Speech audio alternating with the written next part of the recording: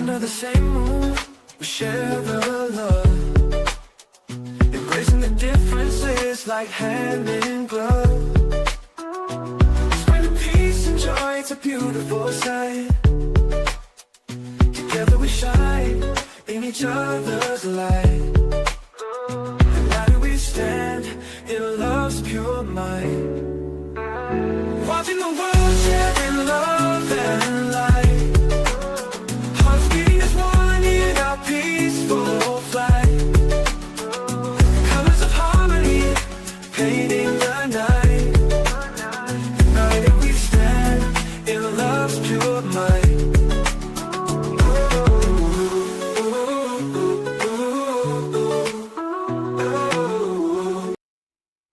Good evening, everyone. Thank you for tuning in to Watching the World. What a blessing it is for us to gather tonight to talk about some key points that are affecting mankind throughout the world. In fact, tonight we're going to talk about a few things that few dare to even approach. But we will break these points down one by one. In fact, tonight we are looking forward to having someone that's very near and dear to this channel coming on tonight. Whenever she comes on, everybody gets excited. We have Mama Flips coming on. She'll be on in about 15 or 20 minutes. When she does come, we'll give her a nice warm and pleasant greeting because she's far too kind to this channel. She's been on here so many times. We've covered so many different cases together, starting all the way back to Sean Diddy Combs. In fact, I haven't talked about Sean Diddy Combs in quite some time. And I understand he's trying to get an appeal. And I think that he's going to be successful with the appeal, folks. A lot of people feel like because of the nature of his case, that perhaps he should be in there for eternity. I remember when I covered Luigi Mangione, when I first went to his state case here in New York City. There was a young lady out there that said that she's married to Luigi Mangione's AI. And I said, oh, wow, you're married to a computer? She said, yeah, to the program, the AI, or what have you. She said, yes. And so I asked her, I said, how much time do you think Luigi Mangione should receive for allegedly, and I say that seriously, for allegedly standing on the streets of New York City and pointing a gun from behind Brian Thompson and taking his life? And she said, well, I don't think he should get any time. And I said, wow, he shouldn't get any time?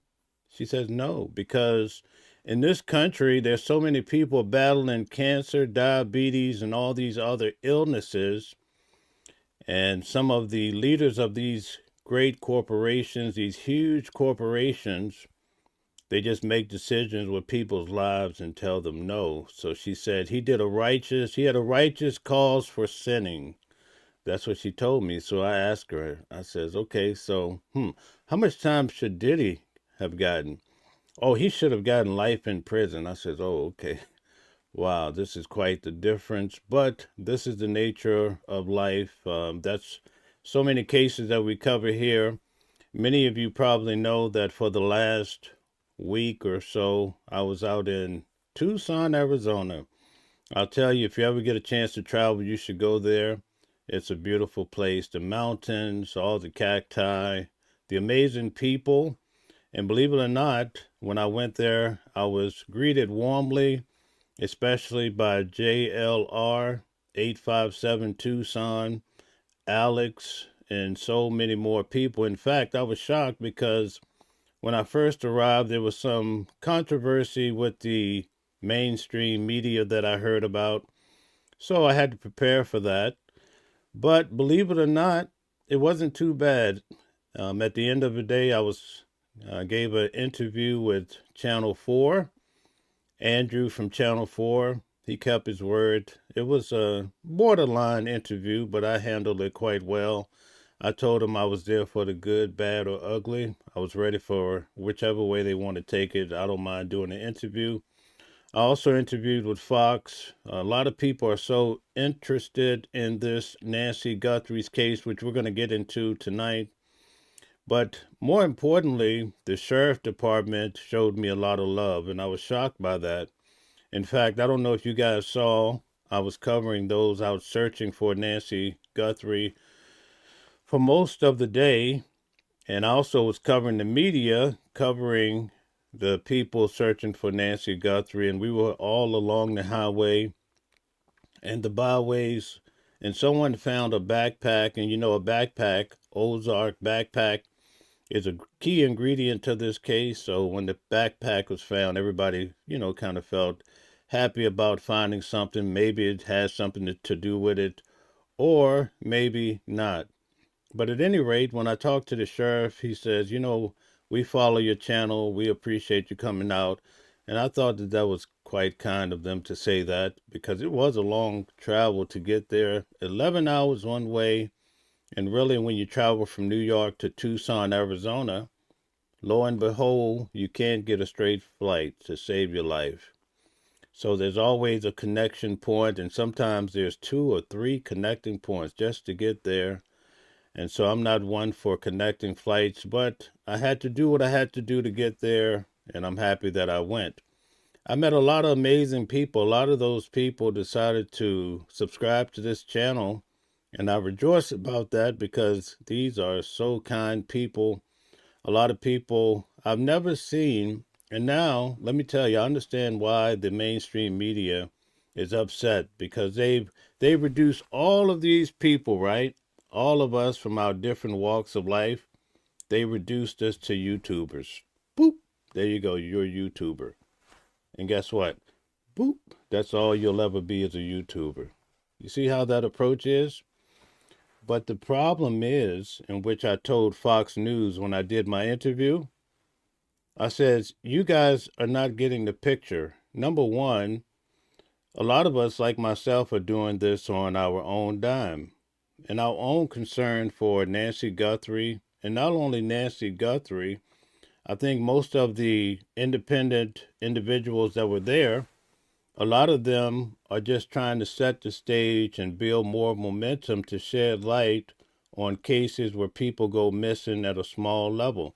Just today, I did some research. I found 4 cases in New York alone where people have gone missing. Young people have gone missing within the last 2 or 3 days.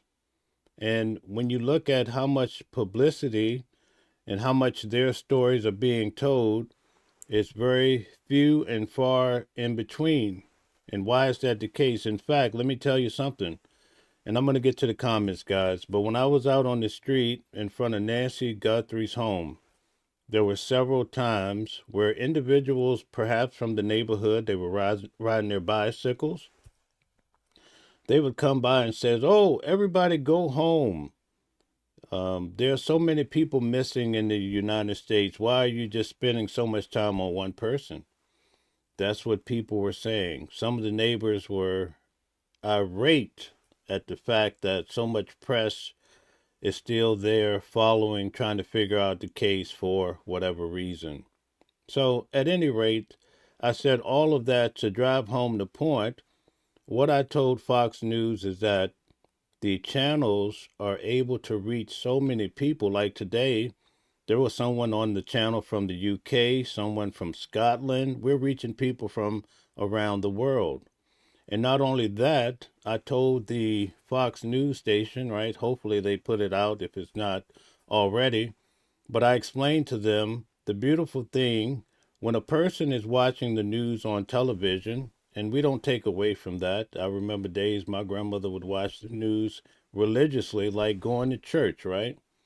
But I says, Mary, that's watching in New York, is not able to talk to Francis, that's in Canada or Europe, right? But when they're on the YouTube channels or other platforms, live channels, now they're able to talk to each other from around the world and share ideas and thoughts about these cases that you really can't do while you're watching television. And so a lot of times people might drown out the person like myself that's talking, but they're listening or they're more focused intently on their conversations that they're having in the comment section. And the other thing that I pointed out, I says, when the mainstream media try to condemn all the individuals that have their respective platforms traveling, shedding light. All light is good in a dark place, if you ask me, right? There's a lot of darkness. Did you hear what Savannah said?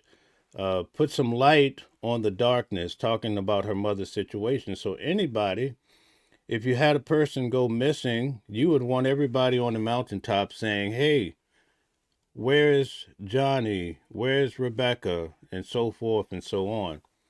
But what I explained to them is that the mainstream media is talking down on YouTubers and the like. And guess what? Now they're on YouTube.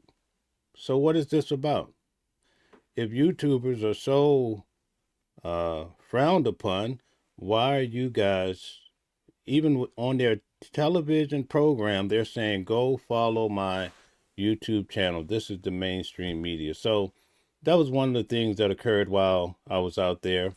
But for the most part, we were able to get a lot accomplished as far as trying to lend some support in our own unique way. And I think the frustrating part is that sometimes JLR has 40,000 people watching live. And do you know what that does? It takes all the oxygen out of the room for some of the big names that might be in mainstream media. And therefore, you have all this controversy floating around. But I do believe that at some point, because a lot of individuals, even in mainstream media, they're moving over into the independent bracket, and they're starting to be independent. There's one lady that I follow. She says she was in mainstream media for 30 plus years. Now she has a huge following on her own platform, more independent. She can go live when she wants to. She doesn't have to report to work in the morning, have someone tell her what to say, when to say it, and then fuss at her when she doesn't say it right. I mean, all of that, it has its place, do not get me wrong, but it's nice for people to be able to figure out a better way or a different way to approach the same subject matters, but do so independently for themselves. Because, quite frankly, you guys don't realize how much you do to support all of the respective channels to make it possible for someone. A lot of individuals dropped what they were doing. They've gone out to support Nancy Guthrie and so forth and so on with other cases as well. So let's get to a few of the comments here. We're waiting for Mama Flips to come in to start our typical show, but I want to go through some of these comments to see who we have here. Jesse says, any more news on Nancy? I'm going to get into that once Mama Flips comes in. We have Stella in the building. Stella is holding everything down. Thank you for all you do. The deep fake report says if you were voted into office and you are on the Epstein files, you should have to testify. Yes. Okay, so today I was at the down in New York at the Hillary Clinton deposition. You could go back and check it out today. I was live streaming so that you could see how these stories unfold. Quite frankly, I was able to get the representatives as they came in.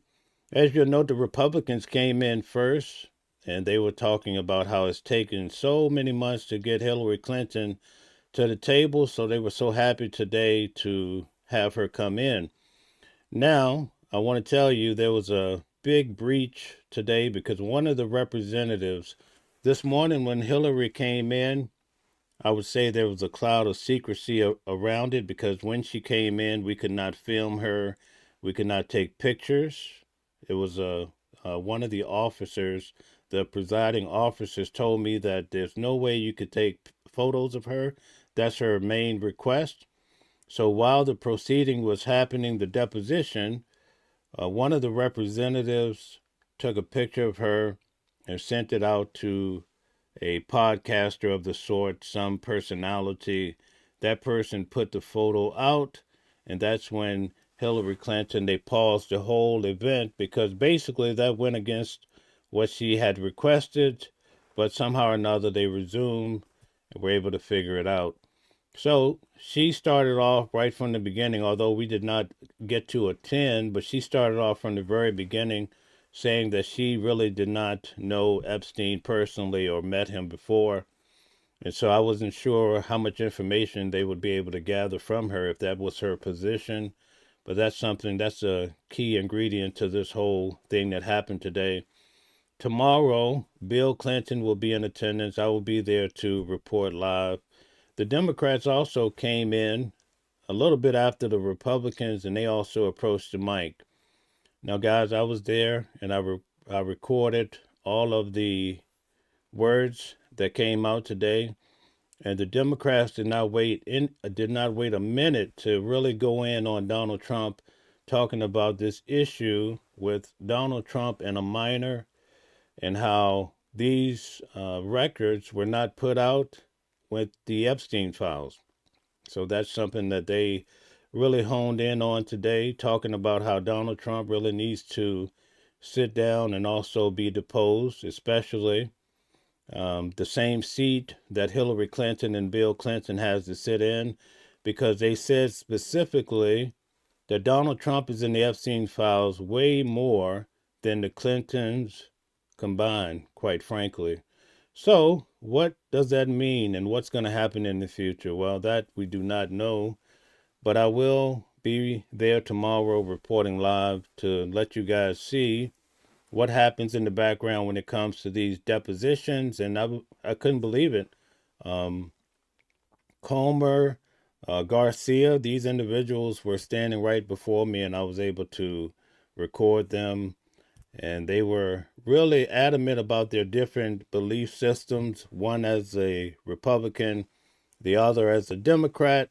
And I think this is a main ingredient as to why there's so much division, because the leaders, they fight on a very high level, which was displayed today. We have CC. Shout out to you. Hello. All right. The deep fake says hello. Okay. Thank you. Nice. We have Shannon. You missed me in Arizona. All right. Well, I definitely will be going back if there's some sort of legal format that happens, if someone is indicted, and I might attend the arraignment. So I'm watching intently.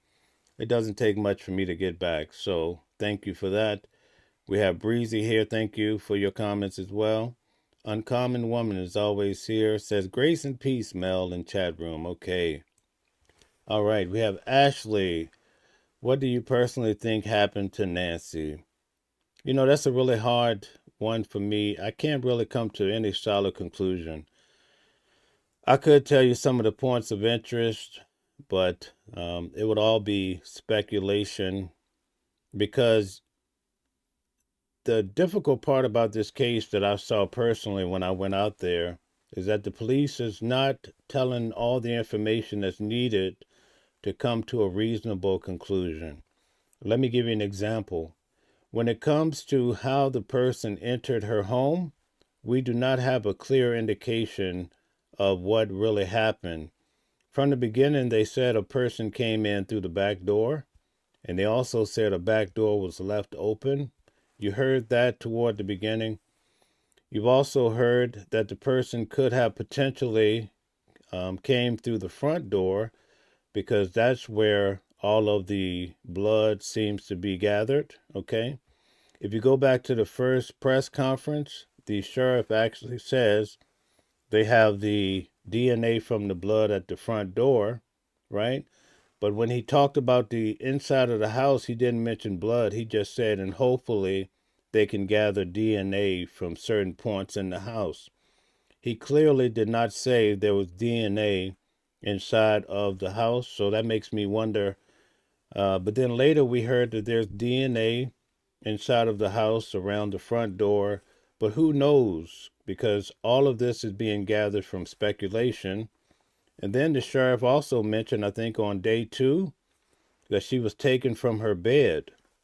Well, what does that mean? Did the person walk up on her bed and take her away there? And did you notice what Savannah said, I believe 2 days ago? She said someone came and took my mother from the bed. So, does that mean, like I said yesterday, sometimes people, when you wake them up, even if you call them in the middle of the night, they says, oh, you got me out of my bed, right? But a lot of the mainstream media, they're reporting that they tend to believe that the person took her from her bed. But again, we do not have those key ingredients to know. Or there are so many people speculating in regards to the cameras. How many cameras were there on the property? How many cameras did the suspect take? What do you guys think? Tell us in the comments. Initially, the first thing I heard is that the front door and the back door had a camera that was taken. But it turns out that that may not be true because as of late, we only hear about a front door camera. But in pictures, we also see cameras that were on the pool house, specifically one in the upper right-hand corner. But according to certain reports, there were two cameras on the pool house, one closer toward the back door. We've also heard that there were cameras inside the house, right? And even I believe the sheriff says that they were trying to glean information from the cameras inside the house. But again, we don't know without certainty because sometimes we hear these stories and then they're changed. Let me give you an example. There was a big YouTuber that stated that initially the son-in-law was a key suspect, right? Well, what happened with that? The sheriff came back and says, leave the family alone. We never said that. They are victims too. But unfortunately, that message was shouted out to so many different places that people kind of ran with it. Well, what about when mainstream media said that there was a glove inside the house? How many times did we hear about DNA from a glove inside the house? Let me tell you another way. There was a glove found, and I showed you guys while I was there, and also did a video showing you the full drive through Tucson all the way to her house. I showed you where potentially they found a glove, okay? Now, the glove that they found on the side of the highway there, especially the New York reporter was there to take a picture when they found it. Turns out that that's not the glove that they were talking about that had DNA along the road that was found. In fact, I'll tell you, some of the neighbors actually came through and they tell this story that I haven't heard in the media, but I'll share that with you. They said that they found a glove right at the edge of the highway, the main highway there, and one of the offshoot roads that leads to Nancy's house. They found a glove that had blood, and it also had blood on a rock. They called the police, and this was 9 days prior to that event. So now we're talking about going on 2 weeks. But we never really did hear back specifically about that glove.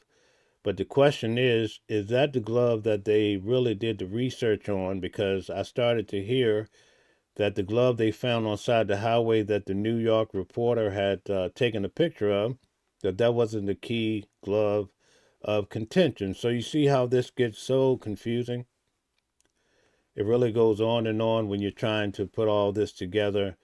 And then also, here's a problem with a lot of these cases, right?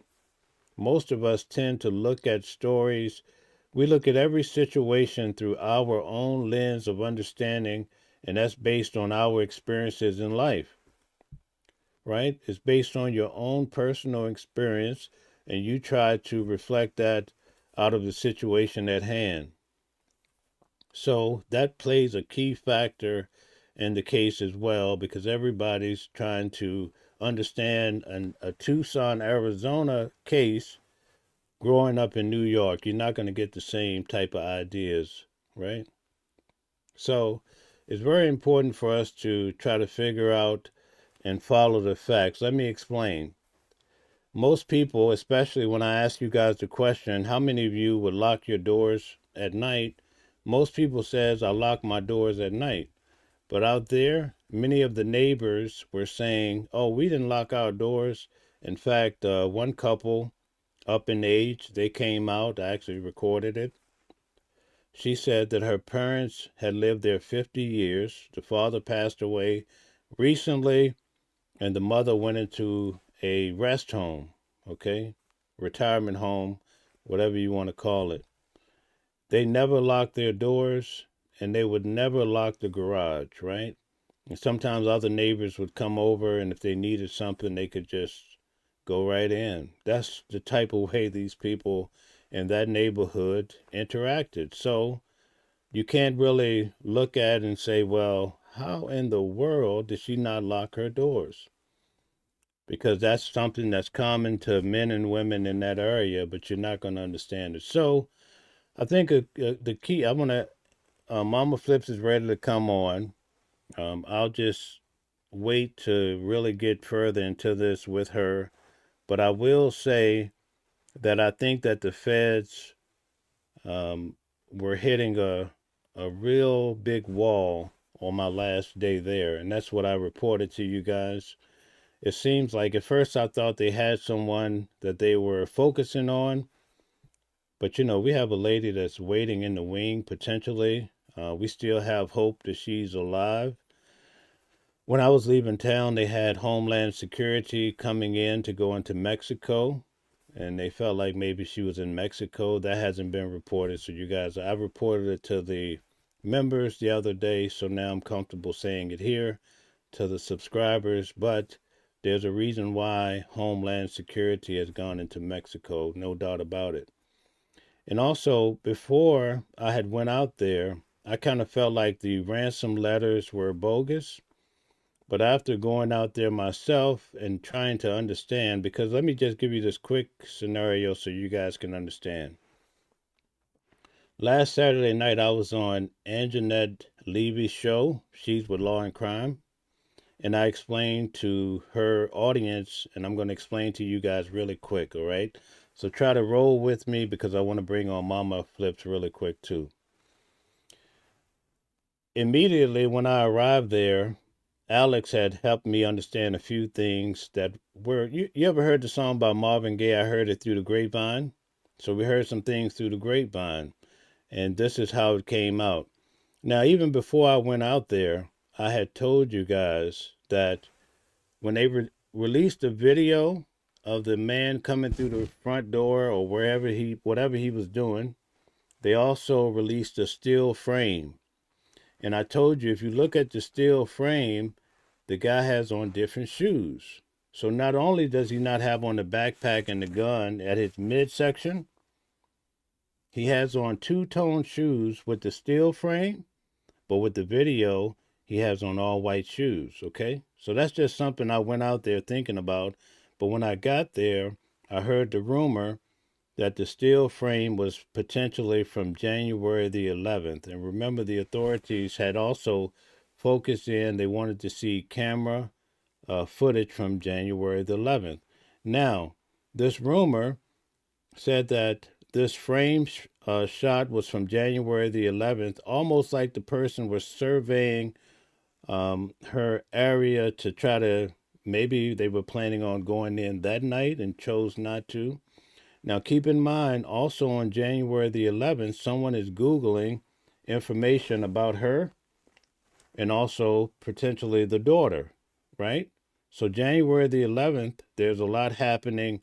Authorities want to see footage from January the 11th.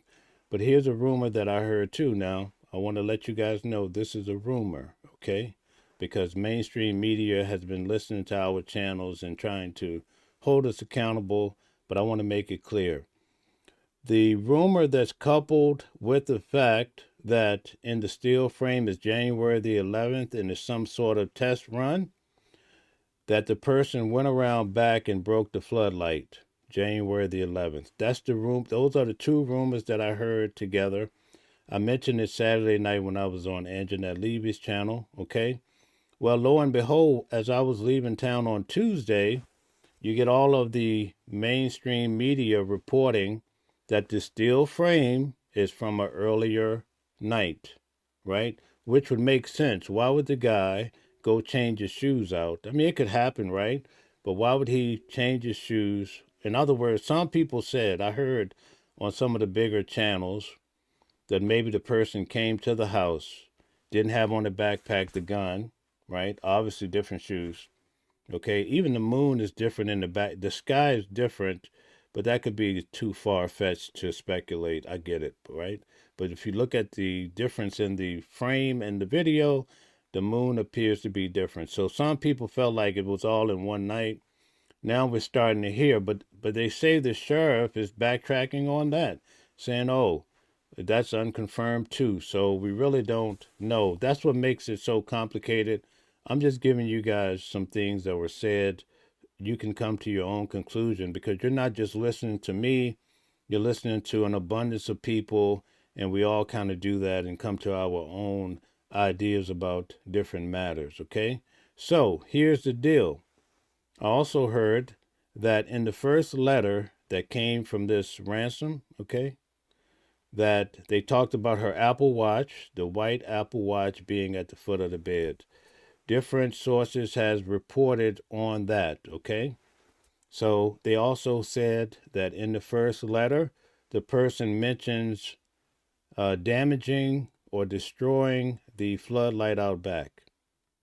Okay, so you're starting to see.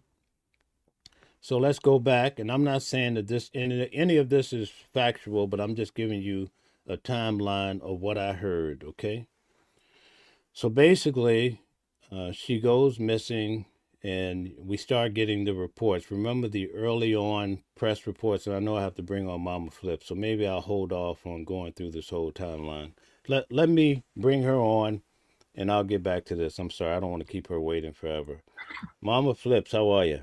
I'm fine. No, you could have left me because I'm listening too. So you could put me back and finish the timeline, and we could talk about it. No, Because it's okay. It's okay. I can go back to it. It's all right. I won't forget. I So anyway, at any rate, is there any updates in regards to? First of all, how are you doing? doing fine. I'm doing okay. Yes. Okay, very good. And you have all your people on, and you're all set to go. Yes. Yes. I'm on. Yep. I have all my social media. Okay, so before I went out to Arizona, I was covering the Alexander brothers. Yes. So perhaps you could give us an update on that case out of New York City. Well, I don't have any specific updates on the case. I haven't been there because of the snowstorm. I was planning on going today, but ended up because of snowstorm and the trans traffic, I couldn't get there. But I'm planning on going there tomorrow. My understanding is that the defense is closing their case. Not the defense, the government is closing their case, and then the defense is going to take up and bring their witnesses, and based on some of the stuff that I reviewed, because I sometimes look also at the court documents, and there's various links to keep us updated what's going on. Apparently, one of the jurors was out, couldn't get to the hearing on the 25th, which surprised me that they actually still had the trial on the 25th because of the snowstorm, but they did, so they replaced them. So I think one of the concerns that's being revved up is that they are not going to have enough jurors to complete the case. And if they lose all the jury, they have to, have a hung jury and redo it all over again.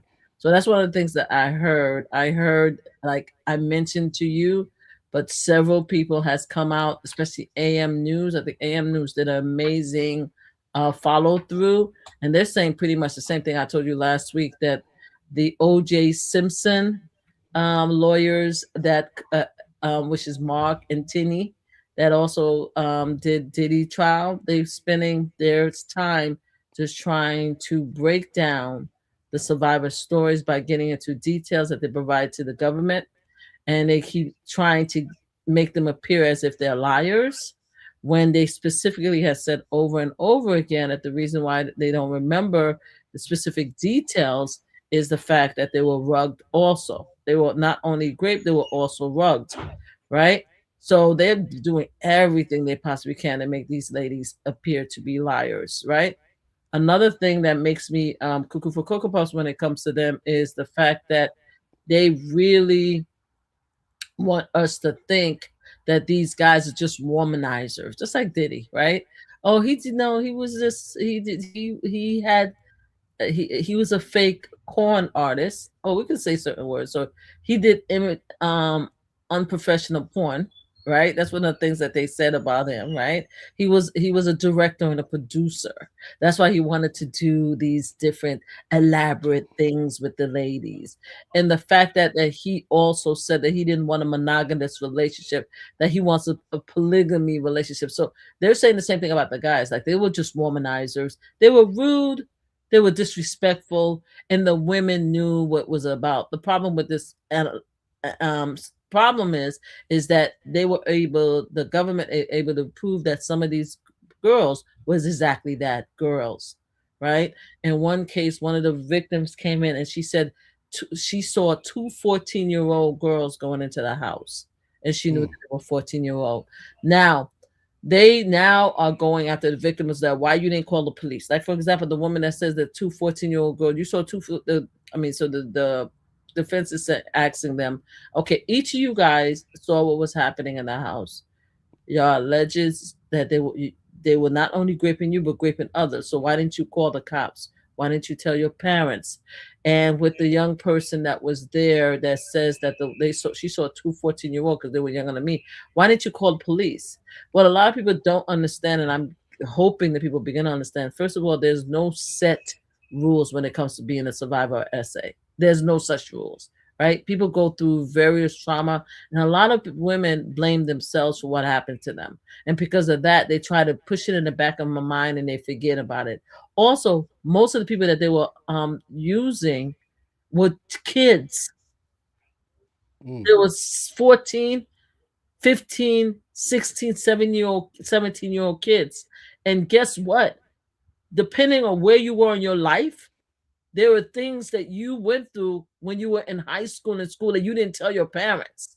And you would never think to tell your parents. And then you grow out of it, you put it in the back of your mind and you forget about it and you hope to never think about it again. And when you grow up, you think you forgot about it and you move on. And then you don't want your husband, your kids, your family, your job, nobody to know about those horrific things. These things happen. But they try to make them seem like they're crazy, that it's not possible. It's not possible they couldn't remember every detail when every single one of them said that they were rugged. Every single one of them talks about the drinks, about after they had a drink from one of the brothers, then they fall out and stuff like that, and they don't come consciousness.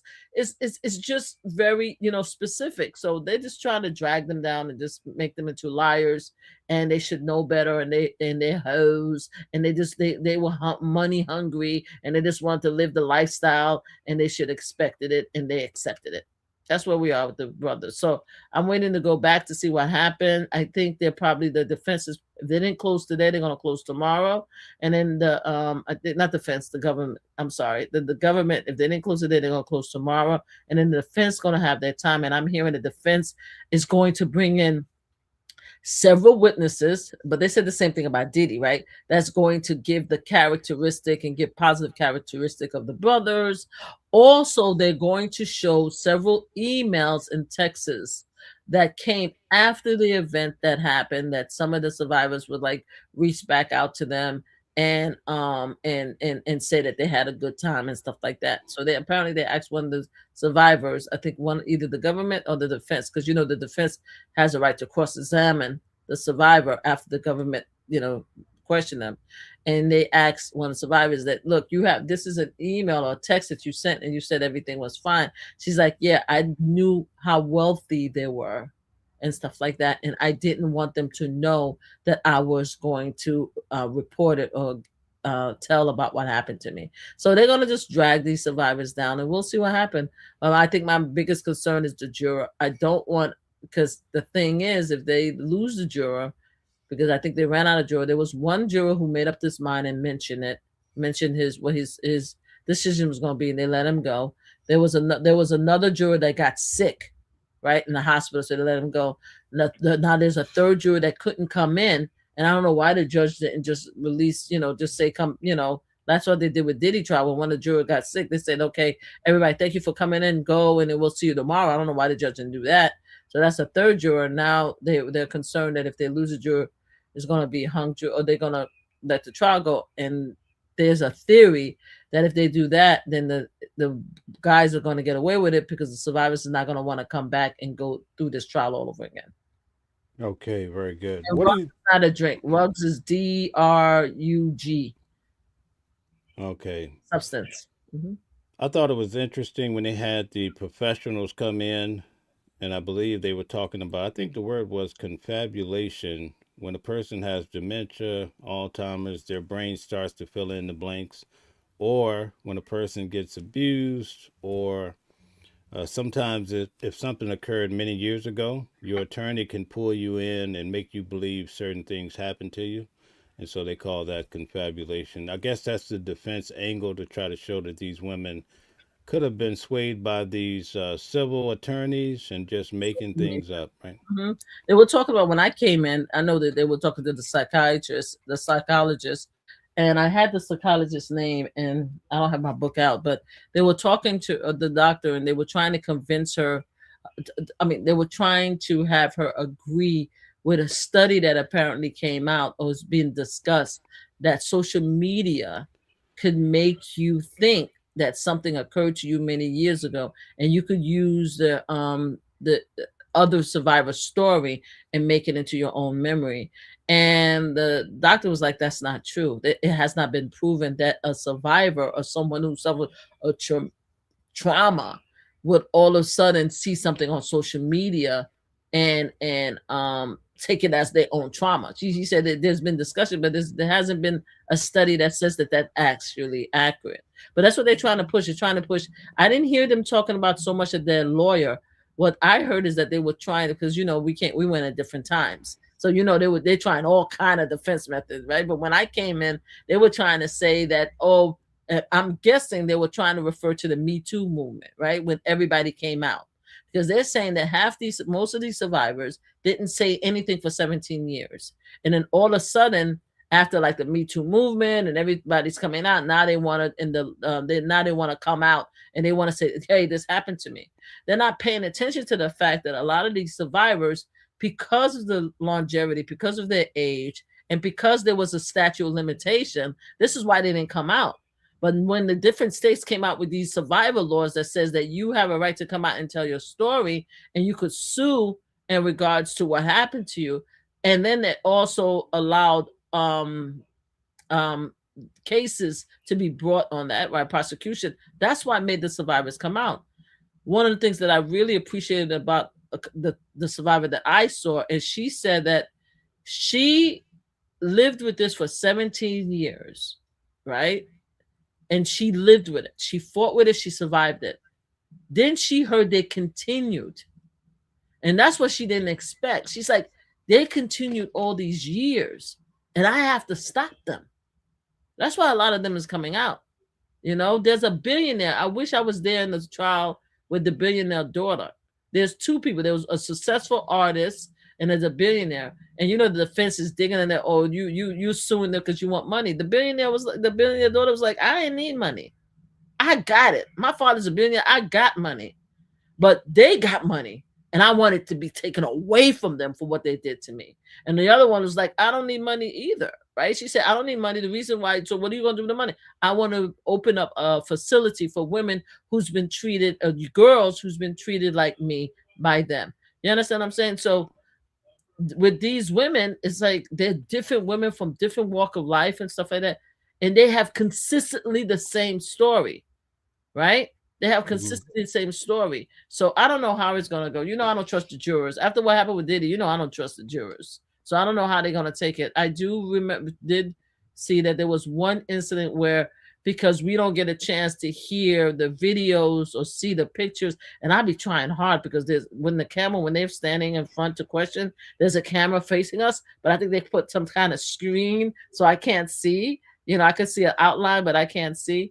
But there was one incident where they were talking about the juror. They could see the emotional impact of the juror because of the story what they heard on the radio. Oh, and one of the survivors actually wrote the word grape on the door. I don't know. Did you see that picture?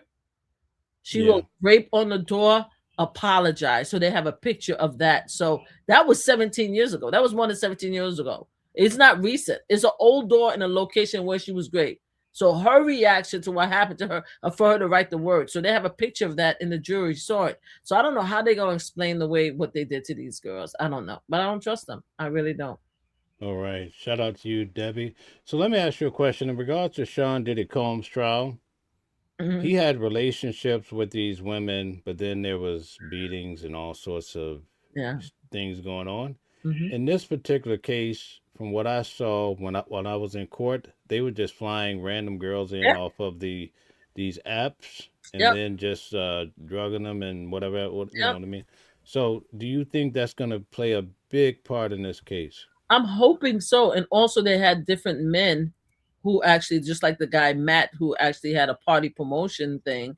They had them bringing the girls and telling them that they're going to parties and they're going to all expensive, paid events. Young girls too from high school, and inviting them over to do that. So they almost had like a solicitor, right? That's what she was saying. One of the survivors, the last survivors, Miss Brooks. She was Isa, I think Asa, Miss Brooks. I remember Miss Brooks. She was saying that that's not her real name. She was saying that I thought that that was his clients. The way that they were treating, that he was bringing all these girls around, that was his clients, because he was bringing the girls everywhere, whether it was the club, house, island, he was bringing them in. That's the guy named Matt. So yeah, it's all random women at clubs, at meetings, at bars, having people bring these girls. They are a mini Epstein. And I just read, remember I said that they were on Epstein files? I finally had a chance to look up what was said, but the judge, and remind me that the judge said something I wanted to bring up too, but about the defense and their tactics. But I just read up on what happened with the Epstein file when we got to the brothers. The judge asked for any reference of them to be removed completely from the Epstein file. There is a reference in the Epstein file that they have two victims. I mean, one female who testified that the two brothers raped her and the best friend in Epstein's house. So they are already in the Epstein files, right? But unfortunately, the jury can't see it because the jury, that's prejudicial. They will have to throw out the case. You know what I mean? Because it's prejudicial to the defense. I mean, to their defense. But they're already in the Epstein files. Now, one of the things that I love about the judge is that the defense is very trying. They're doing the same tactics that they did with Diddy, where they did keep dragging and dragging and dragging the survivors. And because there's 11 lawyers, they are being repetitive. And the judges keep telling them, like, you're not doing your client a favor by being repetitive and just dragging all these details out over and over again. So they're just very trying. They just very like trying, And I respect the women that came out. I think right now they said it was like 6 of them that came, but they said they could have 67. They said they have a list of 67 women, but right now they have 6 survivors, I believe, that came out.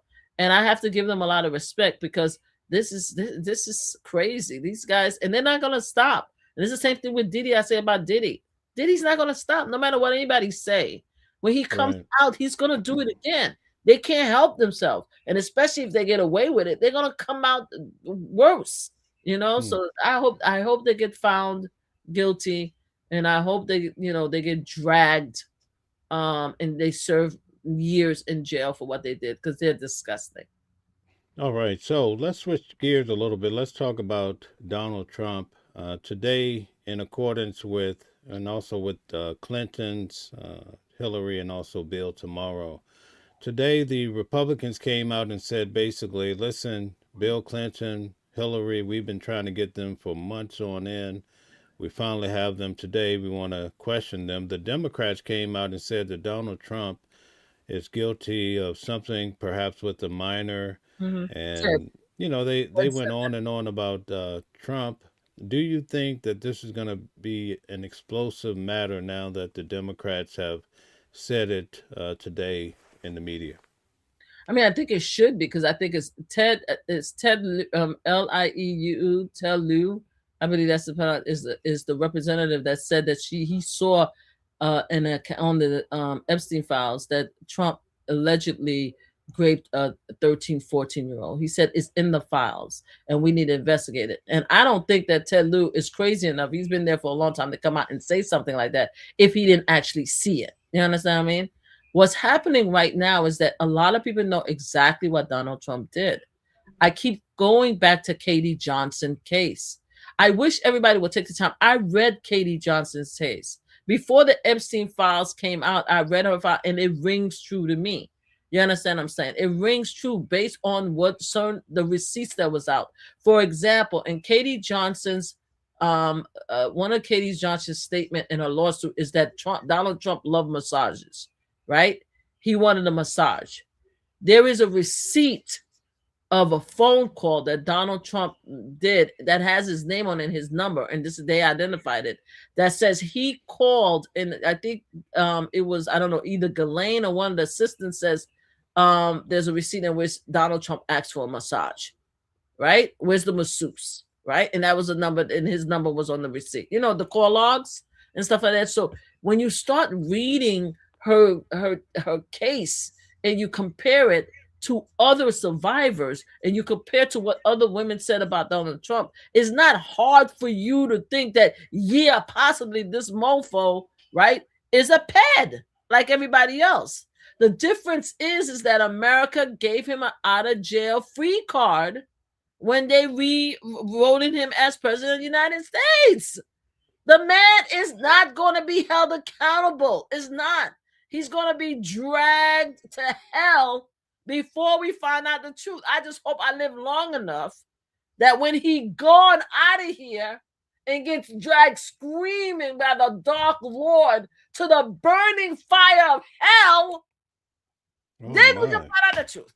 That's what I want. I need to find out. I need to be able to, you see, like I said, I think Buckhead or whatever the guy is, he said he don't care what Donald Trump did. He love him. He going to support him. But I want to look at everybody's face because it's going to come out. Nothing is hidden.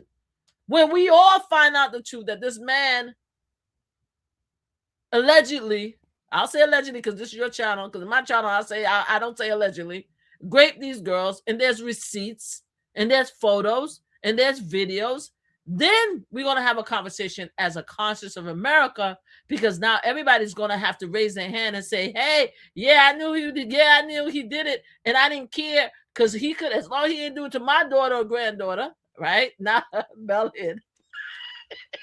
Mel don't want to be part of this nonsense, this shenanigans, right? No, I'm okay. I was having some water. You know. I'm cool. So I'll say that when that happens, if it happens, then we're gonna find out the truth. But I'm okay. I thought I went too far, man. I think that's okay. But that's when we're gonna find out the truth. And then so let me look at people, and they're gonna have to be able to just live with that. Because I don't have to live with having a predator, a pet, as president of the United States. I ain't voting for him. But other people have to live with it. So let me ask you a question. Why do you think there's no individuals coming forward right now accusing Donald Trump of anything? Like, they did accuse. Hey, I'm the victim. I'm saying right now, we don't see them coming forward like they've done for other individuals. Okay, first of all, there is somebody who came up to, because are you talking about Katie Johnson, or are you talking about other? Because there's a lot of other women who came. No, I'm just saying right now. Sometimes, like with Bill Cosby, other people, nobody. As you can tell, none of the survivors are coming out to give names on the Epstein files. None of them. Even Victoria, prior to her unalivement, right? She didn't give the list of who did what to her, except for Prince Andrews, and that's because she had a picture. You have to understand the person that did her book, and I unfortunately I forgot the author's name. Let me see if I gave the author's name for you. She said that she knows the list of predators. She said it. She said she gave me the list. Okay, I know powerful men that actually did it, but I'm not going to tell you the name for my safety and for the fact that Veronica still has living children. So if you really pay attention to survivors, you will know that none of them really named anybody. Whether it's Donald Trump, Bill Clinton, they haven't named anybody. But what I'm saying, not even just with Epstein, how come we don't have individuals coming forward saying Donald Trump did this to me? I just want to hear your explanation. We all did that. We have 60 women, approximately 60 women that say he's a predator. He did several things. There's 19 testimony. I think I read some of them. So let me give it to you this way. You know how sometimes when they have the Epstein and then they have like CNN, they have a whole panel of like 5 women sitting in a box saying, yeah, he did this to me. We see that with Epstein. How come I'm saying we don't have people verbal about Donald Trump? Okay. I'm just trying to understand your argument. Some say... Are we talking about now and right now? Beforehand, right now? Because they're tired. That's what right now is about, right? America is almost, think of Black women, right? Black women, we already said that we on a break, right? 92%, y'all voted this mofo in. It's on y'all. We taking a break. We ain't gonna continue to fight y'all. We're good. That's how we feel, right? That's how Black women feel. I think the survivors feel the same way. There's not much to say. What do you want me to say? Like, really, we told you everything. We told you that what he did. We told you that he assaulted us. We told you everything. Nobody cares. So what is the benefit of them coming out now to even sit down and talk to any media? First of all, we don't trust media. Media lies, right? Is as a result of media that we are here because media helped in a way to defeat Kamala and give us Donald Trump. So most of America, corporations, businesses, media was impactful in Donald Trump getting the second term. So what the hell we have to say? Except for congratulations, guys. Y'all got what you want, and we're just going to survive in this world. So no, why would they even come out right now? Because nobody really listens to them anyway. Nobody cares. The only reason that my MAGA brothers and sisters, in all respect, no disrespect, you know, sometimes I find that I have to put my head down and close my eyes because it hurt me to say this, but no disrespect. But you guys won, right? You guys proved that you guys had the power, right? You running this world. What is it of what? Why should we keep hitting our head against the wall? What we're doing right now is just surviving in the world you created. Congratulations on that. And the reason why they were so hard about the Epstein file is not because they thought Donald Trump was in it. My brothers and sisters of the MAGA persuasion of the far right, they were like, we're going to get the Dems because we got to prove to our family and our base and to ourselves that it's the Dems that are the predators. That is the Dems that are the pets. And they've been dragging us for years for supporting Donald Trump just because he did a little touchy, feely, squeezy. And he great, according to Jean E. Carroll, right? E. Jean Carroll, that because he raped her in the dressing room, he was just being a boy. He was just getting some ass. You understand what I'm saying? That because he did it with Stormy, that's a man's thing, right? But you guys, as Dems, want to make it into such a big deal. So we're going to tell about y'all guys, about what the Democrats have been doing. And guess what? We have a file. And the file is going to show all the Dems that did this. But that's not what happened. When they opened the file, they started realizing that, well, the Republicans is in here too. So now a lot of them, not all of them, is backtracking. They're like, okay, maybe we don't want the files too much. So that's why they're not coming out. What do you want them to do, Mel? They've been talking about this since 2015. Since the man came out in 2015, you know how many survivors came out to try to warn America about it? They don't care. They don't care. Okay. They don't care. And I read some of them to you because the other day, remember I brought it up and I read some. They don't care. So that's why I don't want to say nothing. So anyway, the book is from Nobody's Girl, a memoir of surviving abuse and fighting for justice. It has Virginia Robert Guthrie in it, but I'm trying to find who her co-author is because she's the one that helped her write it.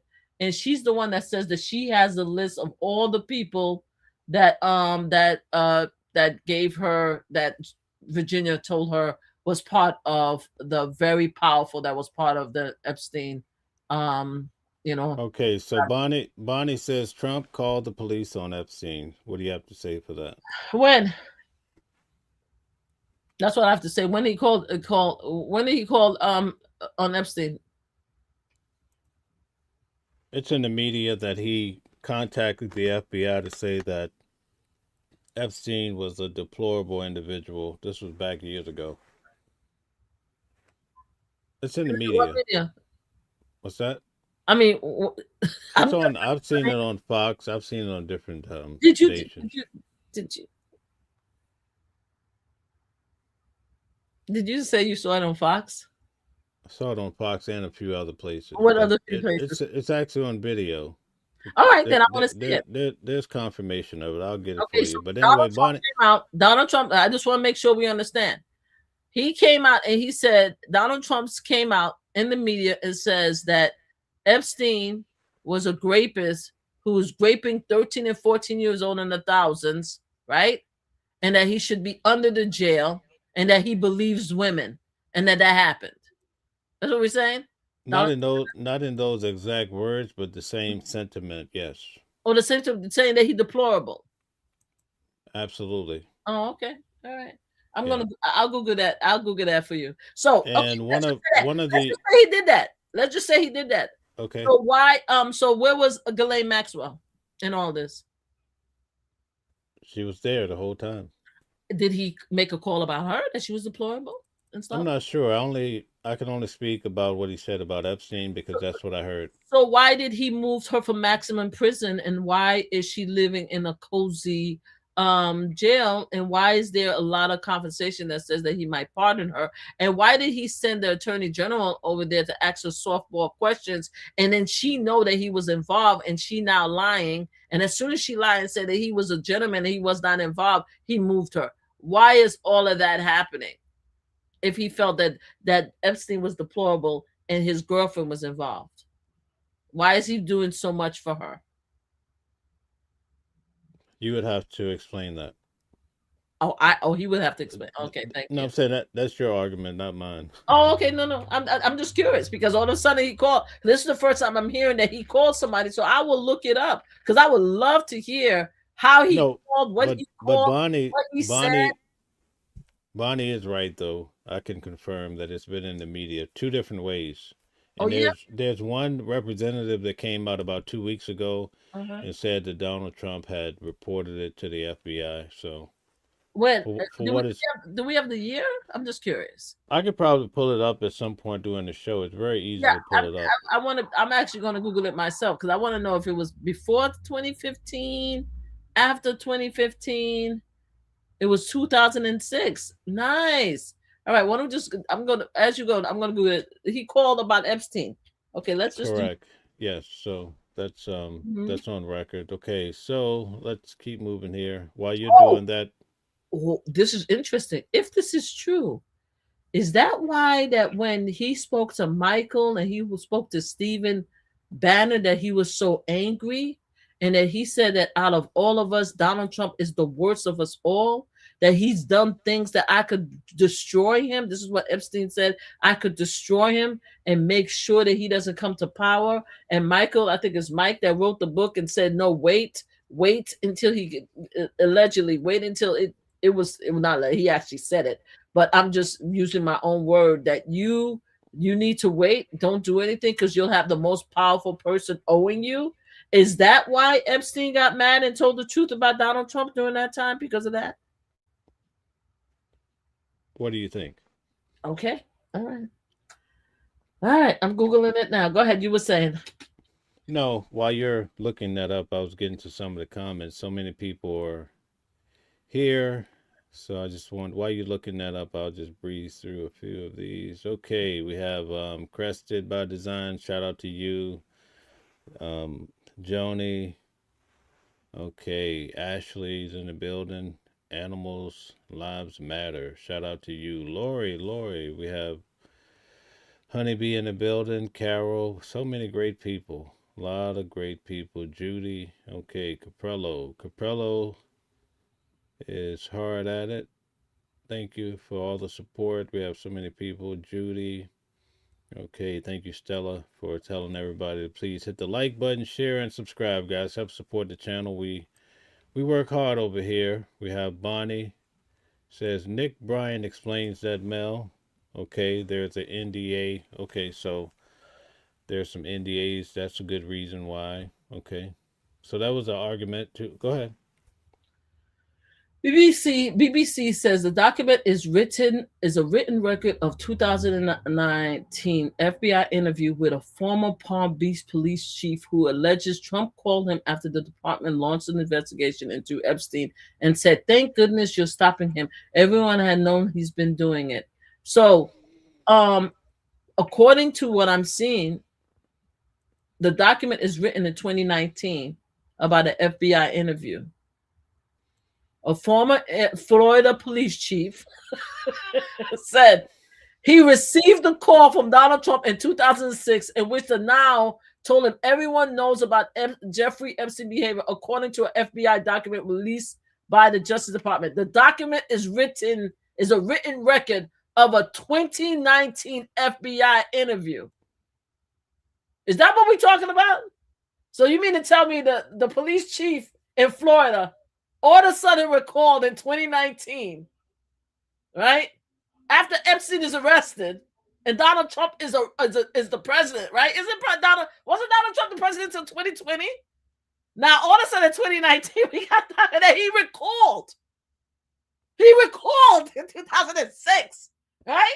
So you're right, it's here. I just want to know what happened between 2006 and 2019.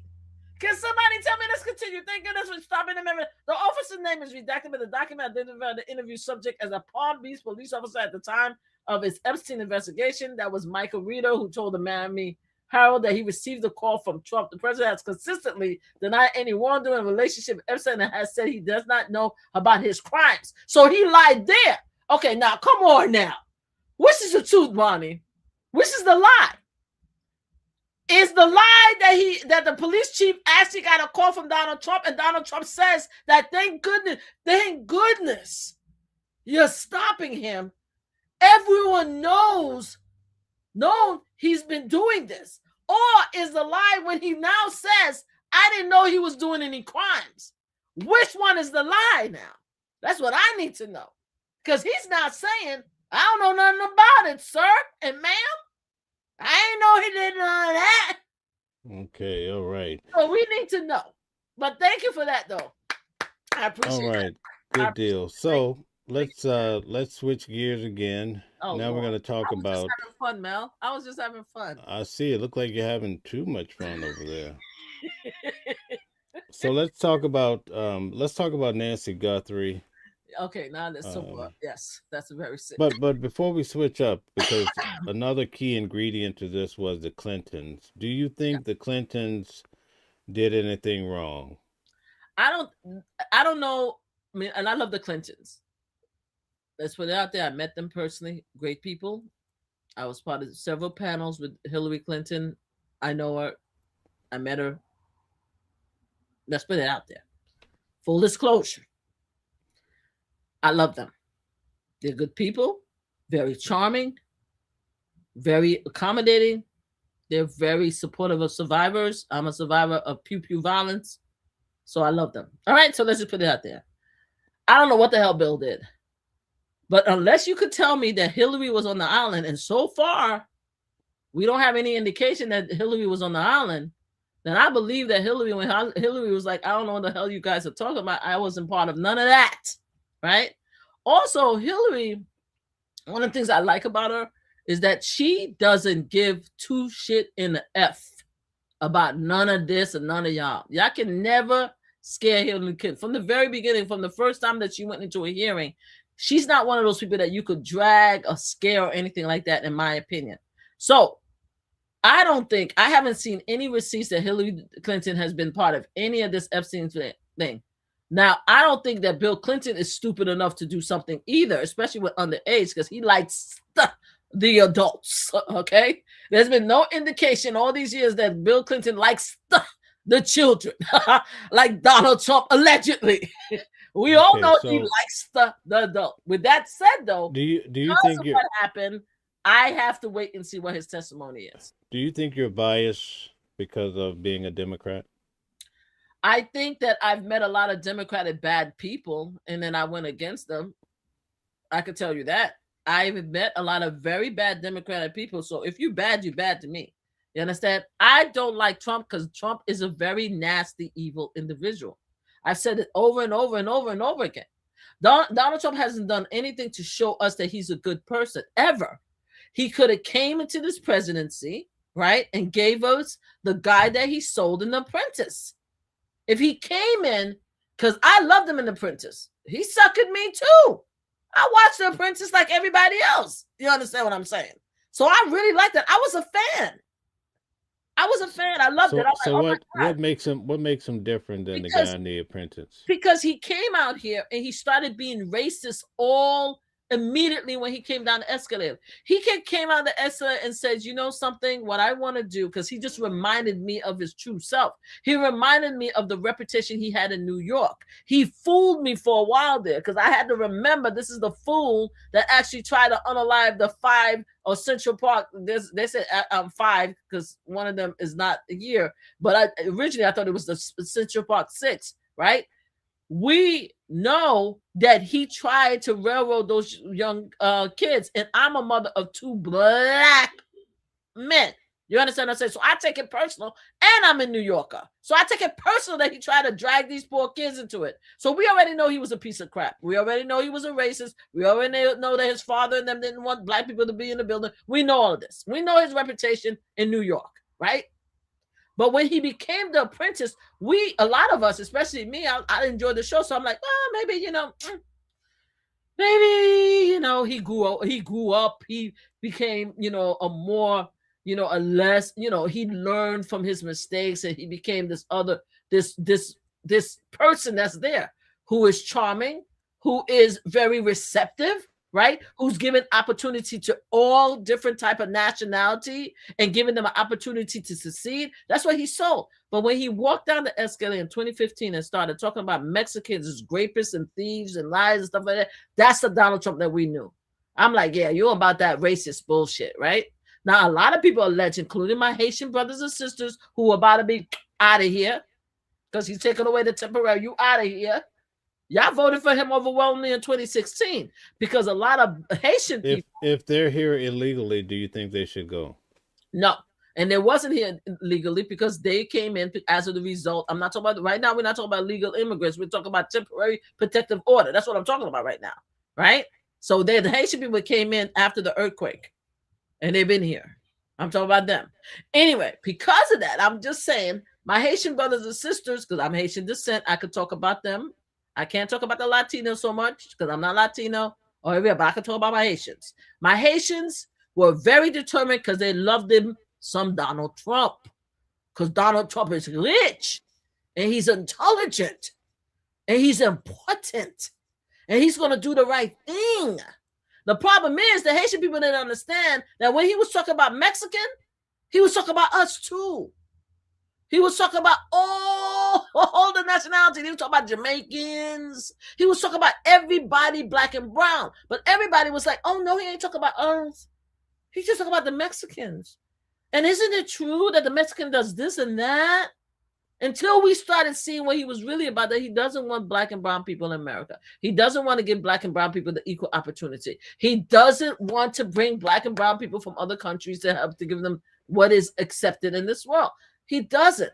That's what he became evil. Now, after he did that, then he started stopping people from coming in who have their residency and their legal status of immigrants coming in. He stopped that. Then he started separating kids and putting kids in cages and stuff like that. Some of these kids still didn't find their parents yet. Right?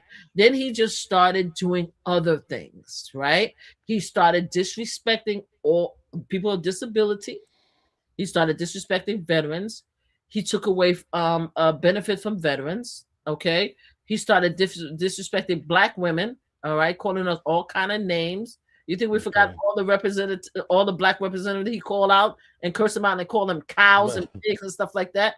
He just was a nasty, disgusting evil human being. And he hasn't changed. We were supposed to be discussing the Clintons. I don't know how we got back on Trump. Because you asked me a question. As far as Clinton, I want to see what Bill has to say. I personally do not think that Bill is stupid enough, right, to actually be caught or associate with someone who is underage. First of all, I think they would have found out about it years ago. They would have found out when they did the first impeachment. You understand what I'm saying? You can't tell me that you already found out that the president of the United States got a job at the Oval Office. You could find all of that out. She had the dress and everything with his DNA and everything, and you can't find out if he was tiddling with a kid for years. Nah. So I don't think there's any there. But again, I want to see. Of course, I'm nasty. Thank you, Bonnie. Thank you for recognizing. Welcome to my world. You're new here? Anyway, so I want to make sure now that when I hear what is said, because I do want to know what was up with him in the pool, because they hide the face of the person that was swimming with him. So I want to know who was in that pool swimming there. You understand? I'm not saying that anything happened, but I want to know. So once I hear what he has to say, then we could have the conversation about Bill. As far as Hillary, I haven't seen one receipts, one anything that indicates that she was at the island, or there's any pictures of her with any of the kids or anything. I haven't seen anything. So Hillary, I don't have anything to say about Hillary. All right, good deal. So let's talk about Nancy Guthrie. What do you know? I don't know anything about Nancy except for I feel bad. I thought I heard that she had a heart monitor or something that they monitored, and that there was a ping in it, A pacemaker. a pacemaker, and there was a ping in it. That's what I thought that I heard in the report. But now listening to you, there's nothing. There was nothing to it. There's no new evidence. It's just she just disappears, and there's no new evidence. Okay. Yeah, so basically they're trying to say around 210 there was a spike in her pacemaker. So a lot of different channels are trying to debate what did that mean? Was she awoken? Because we're getting conflicting stories as to speculation as to how the person was able to obtain her. The daughter said 2 days ago that they came and took her from the bed. So people are really running with that. I don't know if she's speaking literally or what, but even on the second day, the sheriff said that she was taken from the bed. So maybe there's some truth to that. But the issue is most people don't know how it really occurred, so everybody's just coming to their own conclusion about it. So okay, so maybe I guess I thought that the ping happened recently. So she was okay. So February 1st, she was taken on February 1st, right? So Correct. 10 days later, if there was some type of ping, it would indicate, if it's true, that she was still alive 10 days later. But yet we haven't heard anything, seen anything, and this is day what, 26? Yeah, something Right. like that. So if there was a ping then, why is there not a ping now? That's a very good question. So yeah, this is a hard one for me. For me, I mean, I don't know. Blessings to her and the family. I hope that they are smart enough to keep her alive, because apparently I'm hearing now that there's $1 million reward. Don't ask me why there wasn't $1 million reward initially. I never understood the 2,500 offer. To me, you understand what I'm saying? It's just weird. But I think some people really feel that someone that's a lot closer to her is involved. I'm not saying that, but I've heard some reports that that's what's happening.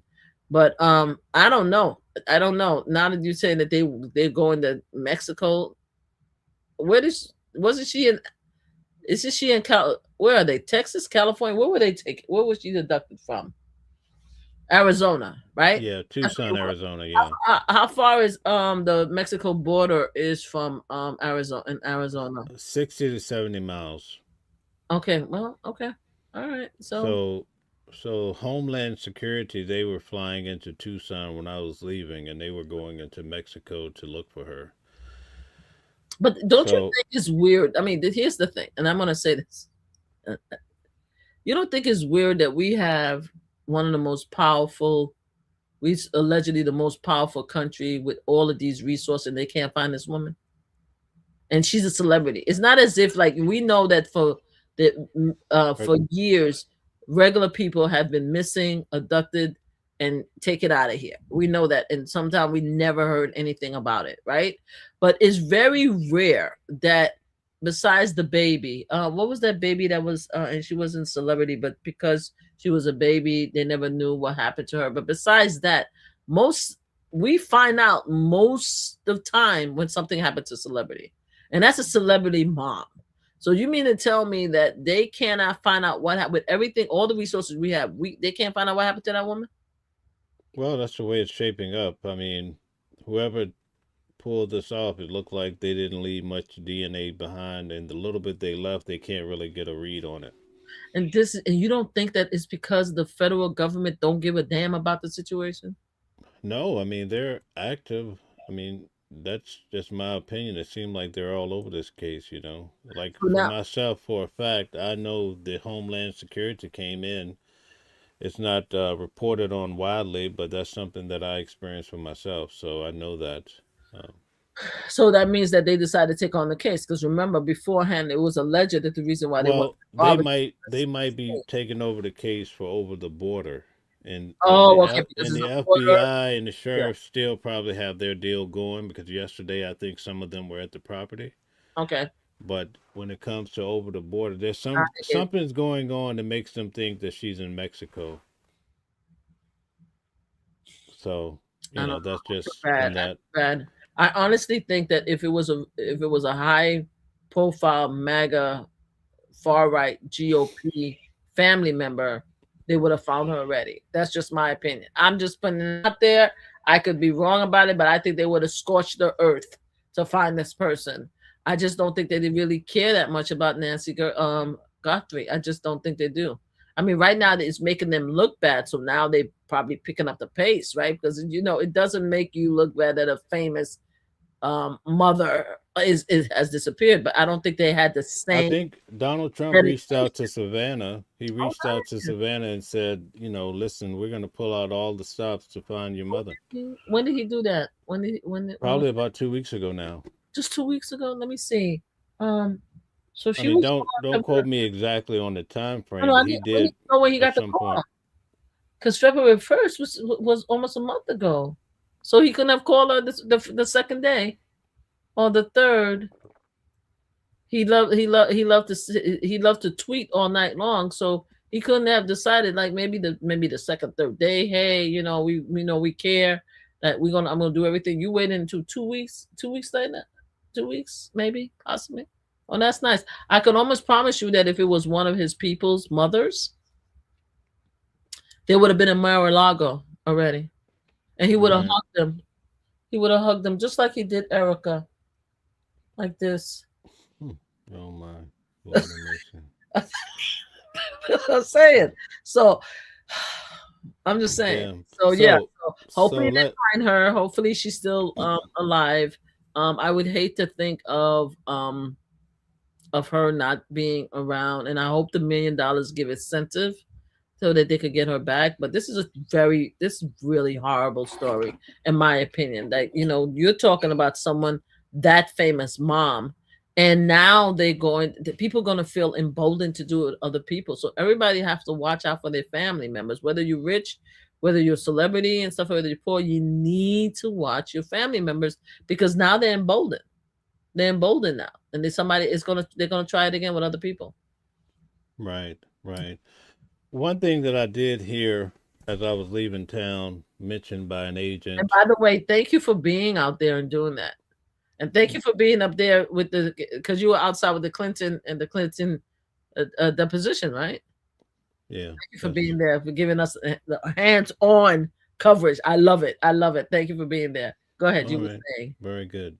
Now I lost my thought. I'm sorry. I just had to compliment you. You said while you were outside there in Arizona. Yeah, that's right. So, one of the things that came out is that this agent said something to the effect of they felt like the person had inside information. So that haunts me a little bit, trying to figure out what does that mean because there's no elaboration on the point, but why do they feel like this person had inside information, especially so I'm just going to give you this rundown before we move on from it. So basically, we hear about this whole thing happening with her. She goes missing. The sheriff comes out and gives vague details in regards to what happened to her.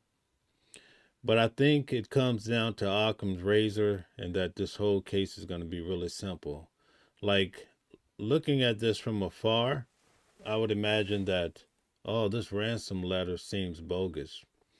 But after I went out there, I was able to understand that perhaps the person in that first letter did put some items because if you keep in mind Harvey from TMZ, he keeps saying that the feds are really paying attention to that first letter. Mhm. So the fact that, and I broke down before I got started, before you came on, I broke down about the floodlight in the back and how that may have been attached to January the 11th. So if the person mentioned that and also that the Apple White watch was at the foot of the bed, and let's say, for instance, because there's a period of time that the family comes in, before the police do, perhaps, because they get the call from the person that went to church with her, right? Yes. But if the letter is accurate, then you have to take that into consideration, and then you would understand the motive as to why she was taken, right? Because how would anybody have known about certain items within the house? But something got their attention from the first letter, and if we're going to put any credence into the first letter, then you would say, oh, okay, so this has to do with money, right? Because the letter presided with money, okay? Mm-hmm. Now, going back in time,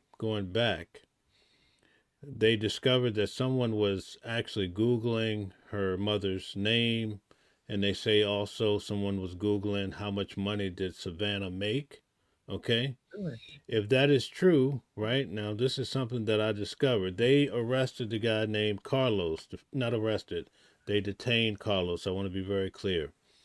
And supposedly he was in the back of a police car 4 or 5 hours. Now, as to why they detained him, some say it's because his phone was pinging in the area. But out of Carlos' mouth, if you go back and you listen to his video, Mm-hmm. he actually says, oh, they think I was Googling this woman's name. Prove it, prove it. He didn't say I didn't do it. He says, He said prove just it, prove it. prove Yeah. it, right? And Mm-hmm. I'm not trying to put anything on him, but that lets me know he was the first person detained. And that lets me know that they were looking for, or they had figured out, probably through Google, that people were actually looking up, Nancy Guthrie.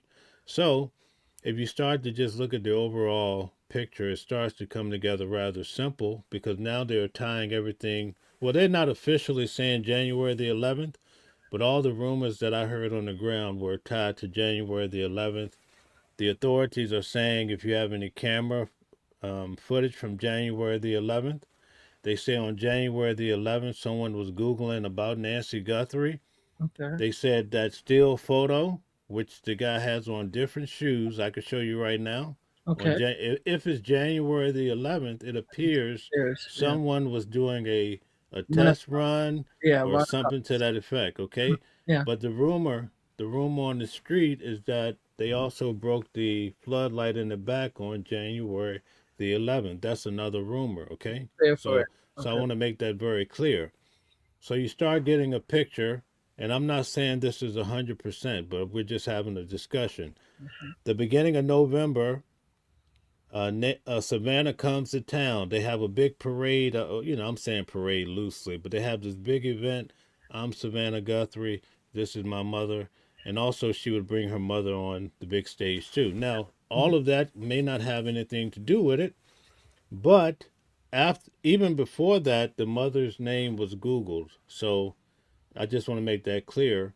But after it seems that there's several times when they're looking up who is Nancy Guthrie, Savannah Guthrie, income, where does she live, right? And then on January the 11th, somebody looks up the address as well. So it's almost like people are recognizing someone discovers her. Then you have people Googling her. Then on January the 11th, it appears someone does a test run, or maybe they wanted to do it that day and got cold feet, changed their mind, and then they came back on February the 1st to execute. So that gives you an idea. But if the person is putting out hard facts in that first letter, which it appears, then you start to get a picture of this could be, or where this could be going. That's all I'm saying. I mean, I hear you. I mean, so yeah, they could have done a Renaissance or whatever that word is, where they did a practice run where they Google her and get information and stuff like that. A practice, and they could have broke the light so that to make it easier for them to get in. I understand that. My whole thing is that unless they know her personally, how would they know? Unless after they picked her up, right? Did they leave the letter? Did they leave the letter once they picked her up, or they did send the letter after the fact? After it was 3 days, 72 hours, they received a letter. So that means that so it's possible that they got into the house and they saw all the different the watch and everything like that. So they were able to, get the description and put it in the letter, right? So it's possible that it could be anybody that did that and say, yeah, I definitely have your mother because this is what was happening in the house. Okay. In regards to the Google search, right? Did they pick up the person? So the guy Carlos is the only one they think that did the Google search? Well, he was questioned about it, and he was picked up. He was the first one picked up. So that tells me that the feds knew about the whole Google searches So because he's saying he said in an interview he said they're asking me did I Google Nancy Guthrie. So that puts him in a hot seat, right? But yeah, he said instead of saying I didn't do it or he whatever, said prove it. he says prove it. You know, so that's a little weird. Mhm. Can't put anything on him, but I found that to be kind of odd Yeah. that he was asked that almost as though this could have been a probable cause of some nature. We don't know because they're not putting out that type of information. Okay. But then they also picked up other individuals. I think they commandeered a mother and two sons, and then the guy they picked up his car at the Range Rover at this restaurant that I went to called, I think it's like Culver's or something like that. Okay. So you don't know because the thing is with the feds, what they come through and they'll touch you. You see what happened like with Sean Diddy Combs Yeah. and the other people. They'll come through, they'll touch you, but then they'll keep their eyes on you. They'll start building a case and they'll Okay. start putting two and two together. But it looks Well, we like don't know. We don't know. it looks like the house is being turned over. It's almost looking like they're hitting a stone wall, but we don't know that because the feds don't always telegraph their hand. Yes, this is true. Now, in regards to the letter, when TMZ got the letter, who did they turn the letter to? Either to the sheriff or probably to the feds, I would imagine. So they didn't tell anything to the parents, the family. They didn't speak to the family and say that we got a letter about you. I didn't hear anything about that. Okay.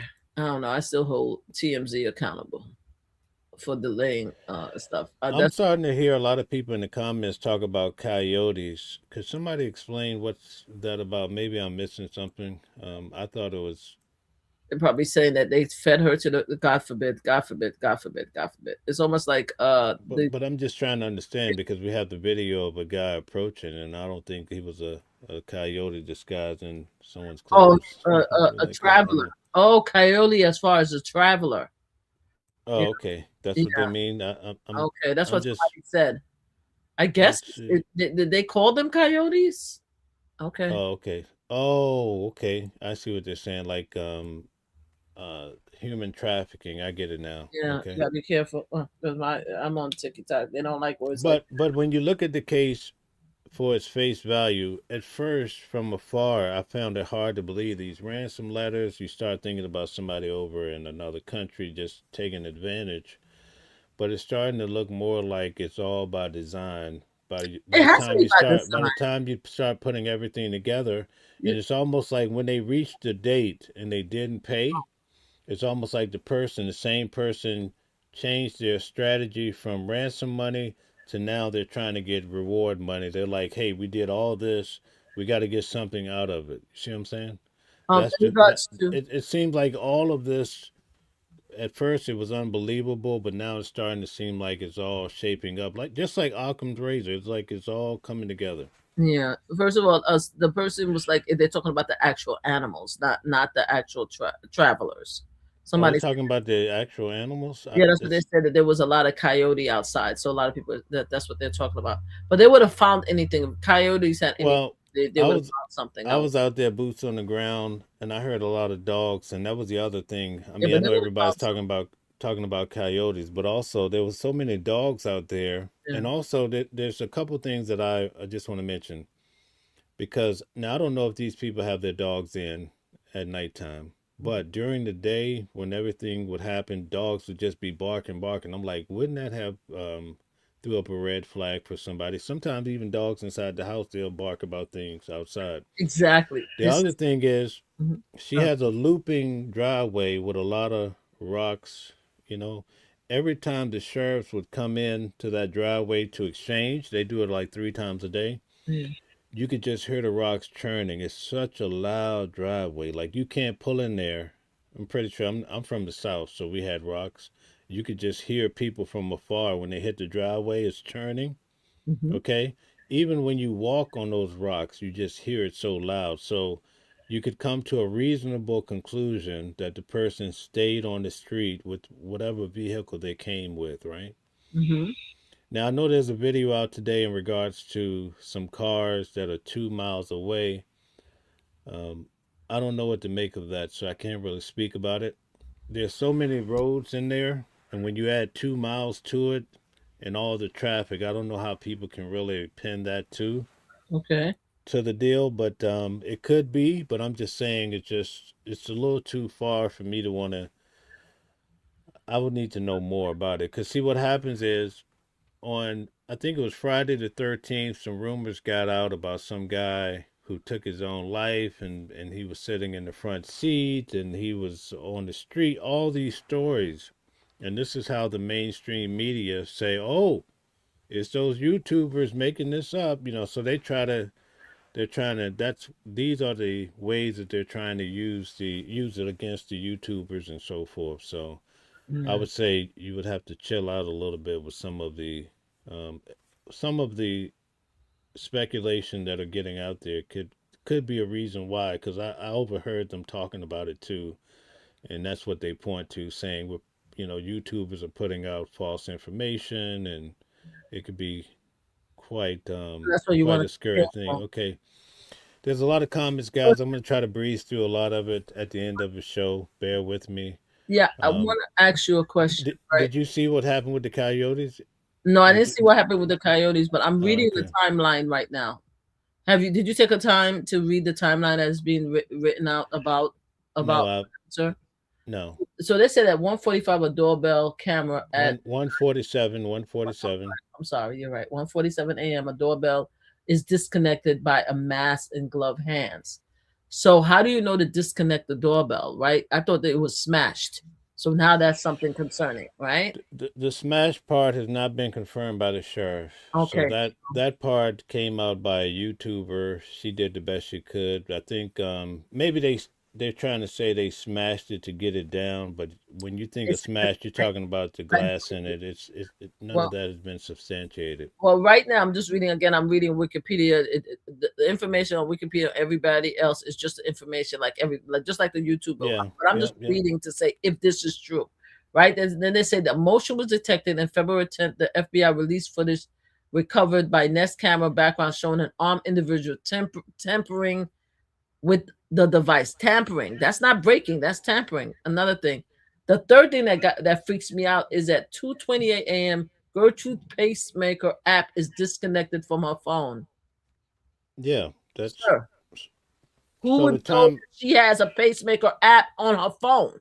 No, no, no, no. Let me explain, All okay? right, go ahead. I'm listening. So right here I have Bluetooth, right? I wear in my ear. When I walk away from my phone about 10 feet, it starts to disconnect. Okay. So she has a pacemaker in her heart, Mm-hmm. right? And it's just like when you have a neural stimulator put in your back, right? Mm-hmm. That unit has a battery that's supposed to last 7 to 15 years, so you don't have to turn around and have back surgery or heart surgery every time you turn around. So that's what she has, the pacemaker in her heart. And now they have the technology to tie it into her cell phone, Mm-hmm. right? So that's what's happening. Because I heard a psychic, right? And I'm not taking shots at psychics, but the psychic said, "Oh, I feel like her pacemaker is within 1 mile, and she is somewhere else. Like they would have to have did some serious surgery on her." So I think people get confused about how it works. But Okay. at any rate, let me give you the timeline real quick. Okay. Go ahead. 147, Mm-hmm. the camera disconnects, right? Mm-hmm. Allegedly, it's the front door camera. They said 210, I believe, her heart pacemaker spikes or something. Let's see, the other time is 212. I believe 212. The sheriff says that there's motion at the door. It's almost like they get a digital format. Like sometimes if the camera is inaccessible, you'll get a message saying there's motion at the door, but Mm-hmm. you can't see it. Yep. But here's the thing. There's has been a debate about there being a camera inside the house and the front door, but the sheriff says we don't. It could have been a raccoon or something, so that leads you to believe that he's talking about the camera outside, because who would have a raccoon, or would you be looking for a raccoon inside somebody's house? So 212, there's motion outside, right? Back in. 228, her heart pacemaker has disconnected from her phone. So everybody keeps saying, oh, this whole 40 some minutes, what was he doing, eating a cheeseburger? No, it's actually, you probably want to look at well, something that, if it's true, at 210, her pacemaker spikes. You want to start maybe looking there. But 212, there's still motion outside. So you could roughly say, oh, this is that individual probably still gaining access. But that's now 16 minutes. It's not 40 some minutes he's in the house tinkering around with her. You see what I'm saying? So that's a short window of time to get a lady out. Let me ask you a question. How many nurses in your life do you know have went out on workman's comp for just trying to move an elderly person in the bed? They're, 140, 150 pounds, you they're pull heavy. your back all day. Okay, This so is why a lot of people have like the bed sores because they can't okay, be moved. Exactly. so now you have to take this person and get them out. That's a whole lot happening in 16 minutes, right? Yeah. Not only that, you've been at the property for 40 minutes. You could say, they got to the property at 147. Yeah. Why would you be so, listen, why would you be so comfortable at that property when you don't know if she saw you on the camera with your garb, right? Her kids might be tied in. A lot of people have their whole family. I mean, technically, elderly people should have all their kids looking in on the And people, camera. yep. But this person was moving as though they had inside All information, the time in the world. Yeah. like they knew something that had some inside information. Maybe that's the part where the Homeland Security guy said they felt like some element there. Mm-hmm. Mm-hmm. Okay, but Mm-hmm. keep in mind they're still going to Mexico, so that makes you wonder. But anyway, I think I've said I enough for mean, tonight as far as this well, go. thank you about that. My whole thing is, did they find her phone? Is her phone in the house? Did they say that? According to what we understand, because it disconnected. So yes, the phone should be in the house, and Okay. So, her watch apparently would be in the house too. So, okay. So they left those two. So yeah. I but mean, but it's starting to look like all of these components are matching together. I hope you mhm. understand what I'm Of saying. course I Okay, know exactly. We don't want to say it, and listen, yeah, but we're it seems speculating, like but if the not a first random letter situation. is correct, Mm-hmm. you also get the motive. Mm-hmm. Maybe somewhere along the way they could no longer prove proof of life, and that changes the dynamics, you Mm-hmm. know. But you could, even the letters that are coming to TMZ, it's like it's the same person changing the format to say, hey, we can at least get 100,000. We may not get millions now because we can't prove. You see what I'm saying? So, but all of the story kind of jive together. She comes to town. Maybe that's not the only case here. She comes to town November. After that, they're looking. But even before that, they said back in the summer of, I think around June of 25, someone's looking up photos of the house, the interior. So this could have been a long plan. I mean, people look in the Who house knows? because they want to try to sell it. So that happens all the time. People, realtors will look up the house. A lot of people will look at the house. So that's not new. You know what I mean? Because sometimes they want to. If you a realtor in the area, you look up the house and so that you could have a better idea, either because you're selling something nearby or because you want to approach them for the house. So that's not nothing new. When it comes, somebody did say that kidnappers don't reach out to media. That's not true. There's been cases in the past where someone wants to make a big deal and wants to make a huge deal, so they reach out to the media. I don't know why they didn't have the family's address to actually send a letter. This is why I really feel a way about TMZ in that letter. You know what I'm saying? I just feel that there was some negligence there. See, I could be see, it gets tricky, right? I don't want to start pointing fingers at anybody, but we live in a world where people, let's say they do routes or whatever, and then they find out, they say, oh, Bob Marley lives here, and he tells Henrico, his best friend, or Bob, wrong. and then Bob runs with it and said, oh, where does she live at? And people start to things can start. But there has to be something with this whole looking up her address. I can't get beyond that. And I think that's coupled along with the first letter that they receive, and you start to see this whole master plan come together. I definitely believe that there's a master plan. Okay, I don't believe that it was a random person.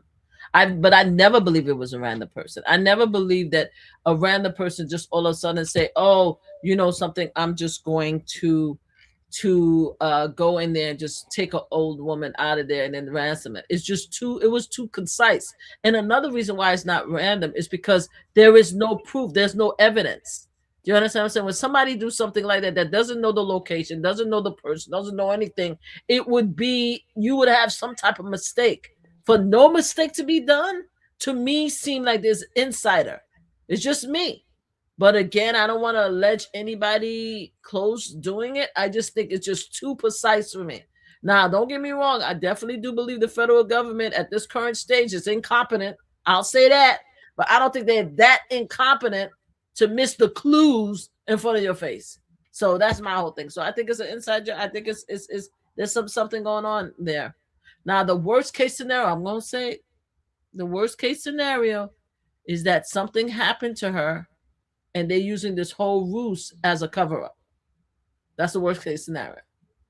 That's the worst case scenario. I'm not saying that's not happening. Define they. Who is they? Meaning that something happened to her, right?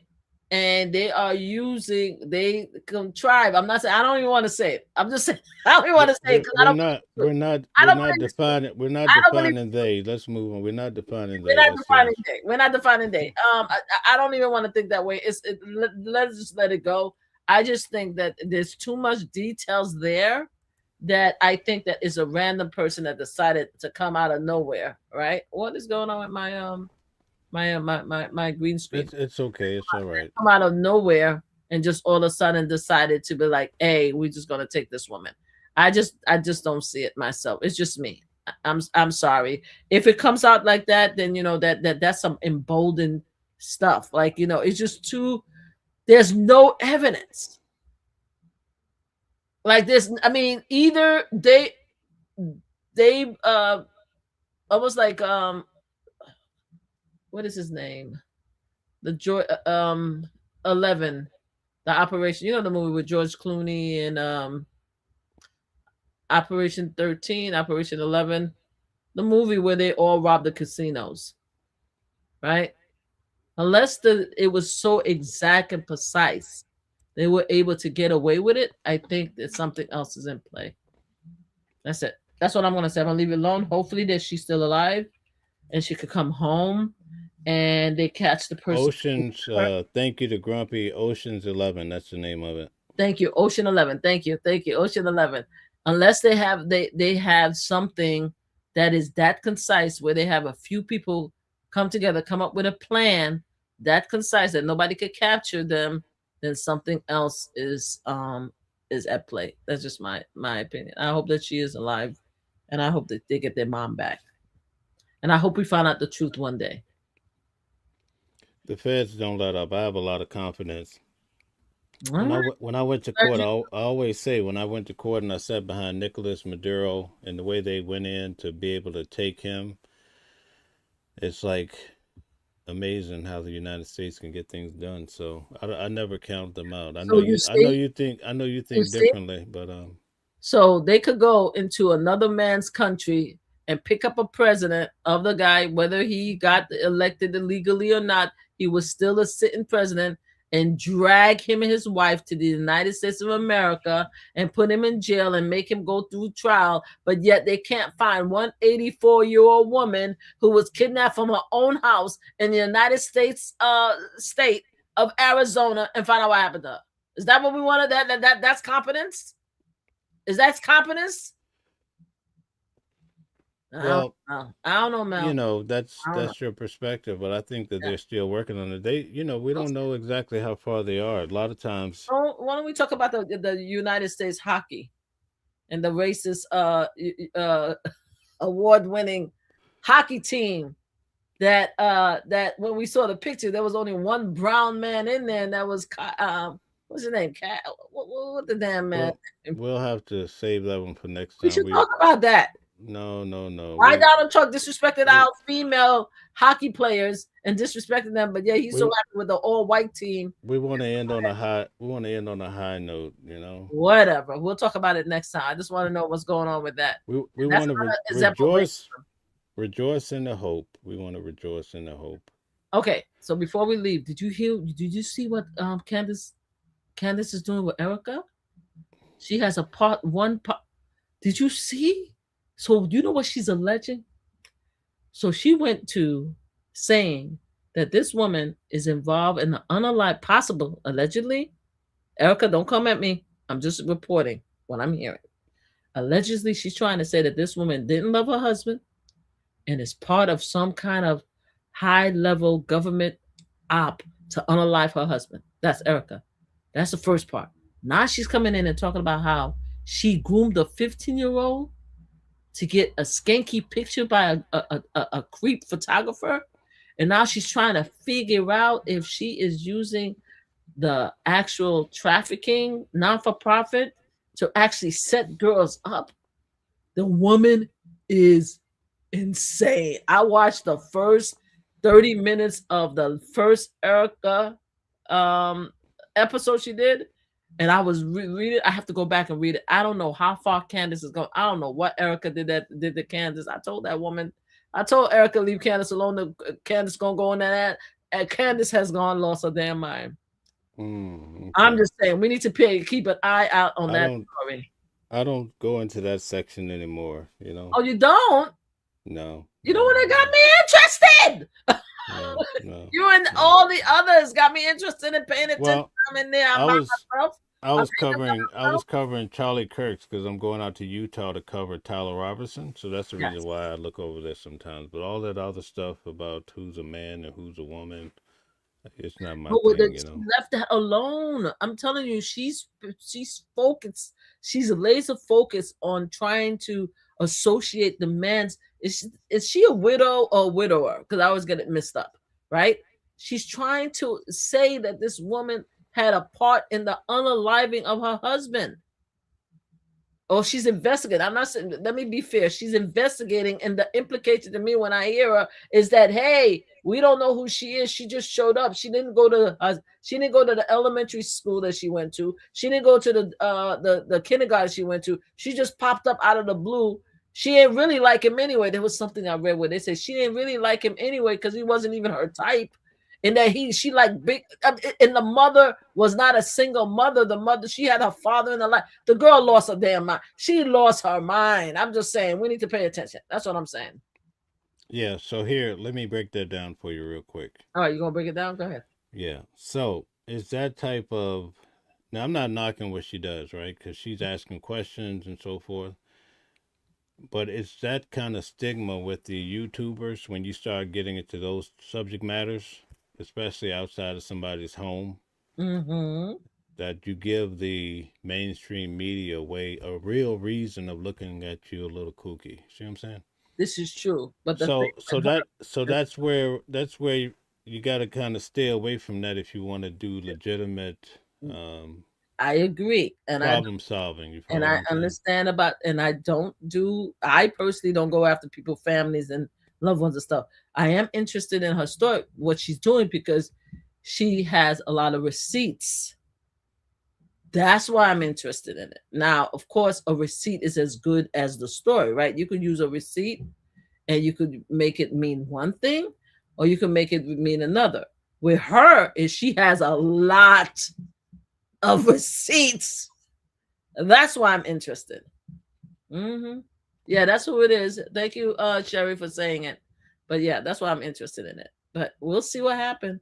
I just don't understand why it's crazy. It's crazy. It's crazy. But I just wanted to end on that. But other than blessings to Nancy Gertrude, I hope that they find her. Hopefully they have some leads that are legitimate. My thing with them is that they're trying to make, I'm very upset with them because of what happened when they unalived the El Micho or El Michi in Mexico the other day, and the Mexican government went after the cartel, and a lot of the far right commentators and political officials was trying to make it into an ICE issue and make it into a immigrant issue in the United States to say, look, these are the people that the Democrats are fighting to keep in this country. So they're using this cartel person and all the rotten thing that he did in his country as a slight on America immigration system. And I think that's wrong.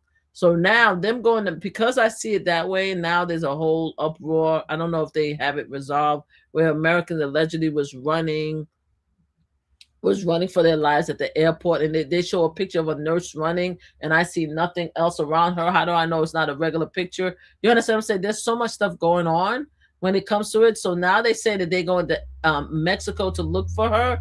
I don't know. I just think that right now they're trying to use Mexico as a red herring. All right. So I just want to say real quick, guys, hit the like button, share, subscribe. We have 250 people here. Caprello, if you would like to come up, feel free to come up now. Or if anybody else would like to hit the link and come up and have a brief discussion with me. Nancy wants to know, what the heck am I talking about? I'm talking about when they unalive the high-ranking criminal in Mexico. That was a cartel. A lot of Stephen Miller and a bunch of the GOP representatives went online on social media and said, look, this is what we did over here with the Mexican government. We got rid of this bad guy, right? And this is the type of, El Mencia, thank you so much. This is the type of guy that the Democrats wants to give permission to either come into the United States or stay, because ICE is getting rid of criminals like that guy. What I'm saying is that allegedly Americans was in danger in Mexico, and what the GOP did, instead of trying to figure out how to get American out of there, is to blame the Democrats and the immigration system to say that we want criminals like this here, right? And everyone that they're trying to get rid of and arrested are criminals like that. They don't want to talk about how they unalived 2 white people on the American street that had absolutely nothing to do, and they're American citizens. And that some of the people, a lot of people that they're picking up and exporting are sick children and people who has legitimate paperwork to be here, asylum seekers. They're not talking about that, but they want to make Mexico the reason why we should be applauding ICE and their shenanigans. That's what I'm talking about. I hope I made it clear. Okay. All right. Anything else you'd like to express tonight? No, that's it. Anybody want to come up and have a conversation? Well, I think the one guy that wanted to talk a little bit, I think he's gone now. Oh, I'm sorry. All right. But thank you to all the amazing people that came through tonight. We had a lot of support tonight. Thank you for coming. And tomorrow, you'll be at the courthouse for the Alexander brothers? Yes, I'm gonna look. I'm gonna wake up and look and see if the case is if it's still going, because sometimes they took Friday off, but I think she wanted to have Fridays because it was going so long. So yes, I'm planning on going there in the morning. If I wake up early enough to go there in the morning and catch a couple of hours, go to work, and then come back in the evening. But I don't know. I'm gonna be honest with you. If the defense rests, I'll probably not defense. If the government rests, I'll probably stay there for maybe a half a day to hear the defense take. But if they start having witnesses that's glorifying these guys, I'm not going to be able to do it, because I'm going to curse somebody out. I really am. I'm telling you right now, I've been very respectful, right? Because I am press and I'm trying to be, non-biased. But after I hear what these guys did to these ladies, if I'm hearing they have people coming in talking about how these guys are amazing and they're great and this and that, I ain't gonna be able to stay. I'm gonna have to be out of here. I'm just saying. I'm just putting it out there. So I probably won't stay the whole time. Unlike Diddy, when Diddy was like, Diddy lawyers was like, we have no witnesses, Your Honor. That's what I want to see them say. We have no witnesses, Your Honor. Let's go to deliberation. That's what I want to see. But apparently they're going to be bringing in some people to testify what amazing guys they are. I'm not going to be right. Very good. So we We reached our time. All right. Try to get Two rid of me, huh? 2 hours. No, we hit our 2 hour mark. So you wanna give any closing remarks before I do? Yes, thank you so much, everybody, for being here and stuff like that. I think I was much nicer today than I have been the last few weeks. I'm trying to be more forgiving of the administration and not cuss out Donald Trump on a daily basis. I'm trying to be a better person. I'm trying to be a better person. With that said, please join my channel, Mama Flip Live. This is the channel you see here. Also join Mama Flip Slots. Mama Flip Slots. We're still trying to get to over 10,000 subscribers. This is where me and my mom, we play slots in casinos. It's a lot of fun. Please join us there. All right. Thank you so much for being here. I think Mel is doing an amazing job. We should definitely applaud Mel because he is out there, boots on the ground to get the stories for you guys. And he's bringing a lot of amazing people here to tell you what we personally see in our lives, right? We're not making any assumption. We're actually seeing and keeping it real with you guys. So please applaud him because I think he is just one of a kind. I don't see too many people doing that, giving other people opportunities to speak their mind and to be part of the story. So thank you to Mel. Okay, very good. Thank you. So I want to say a few closing remarks tonight. Can I do it? First of all, I want to say thank you to Mama Flips for coming on. Tonight is Thursday, and we typically have her on to give her expressions and talk her talk, and that's what she does. In conclusion, it was tough for me to go out to Arizona to a place where a lady's missing, and you just wonder how could someone do something so mean to an elderly person, or sometimes we see these things happen to children. And it goes to show the day and time that we're living in, people do not care. And so my point of reference is this. A lot of times we live in a reality that may not be totally real. In other words, your experience in life is not everybody's. And sometimes we accept people on our own merits. So if you're a righteous person, perhaps you accept people from that same reference point, and then you give people the opportunity, and then you end up in a situation where you're missing or you've lost your life, and the list goes on and on. So the point of the matter is, it's very important to lock your doors at night. Get your alarm. If you have an elderly parent, you should be on their ring. If you have a child, you should be on their 360. But these are the times that we're living in. And to give you an example, when a lot of people get upset about the ring camera and they're saying, oh, we don't want the ring camera to pick up a dog because it's going to pick up me when I'm coming home. A lot of people, when you look at that, you would say, well, if you're not doing anything nefarious, what's the big deal about a camera? Because we're not keeping in mind that people have such technological advances that they can hack into your ring camera and then study your habits and understand when you're moving, when you're leaving. And so that could be a major issue. So with technology comes responsibility. And so in order to prep yourself as best as you can against this, you have to move wisely. And we're all so caught up into technology so much, right? A lot of times we go to Walmart and we're in our cell phones, and every 5 minutes it's going off. We want to see. We want to see. In fact, when we talk to people nowadays, even if you go out on a date or you're sitting across from someone, sometimes I see people that are just on their cell phones. They're both sitting there at the table on the cell phone. It goes to show where we are. But within this arena, we leave gaps. And in those gaps, people are going missing. Because it's just like a person that works in a prison or some type of environment. You come and go and you're living your life, but that person that's commandeered or in prison, all they have is to think about you all day long.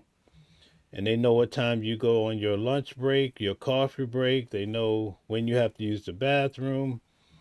So it's easy for them to make a determination in those gaps in your life when to take advantage of a situation. So I say all of that to say we need to do an assessment of our lives, and especially the elderly, the children, because all of this is happening because people are not paying attention.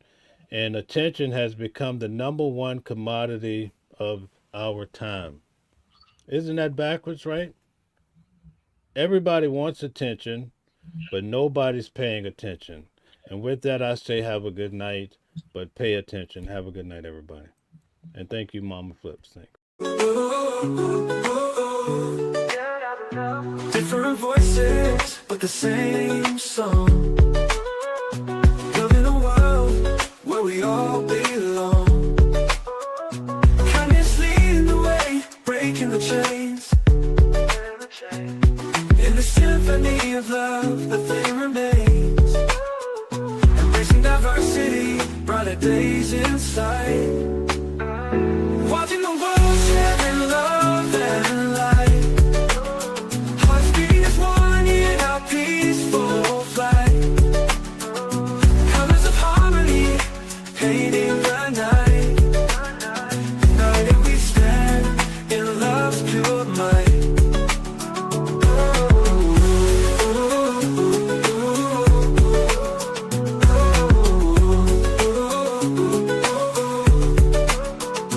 Watching the world sharing love and light. Hearts beating as one in our peaceful flight. The colors of harmony, painting the night. United we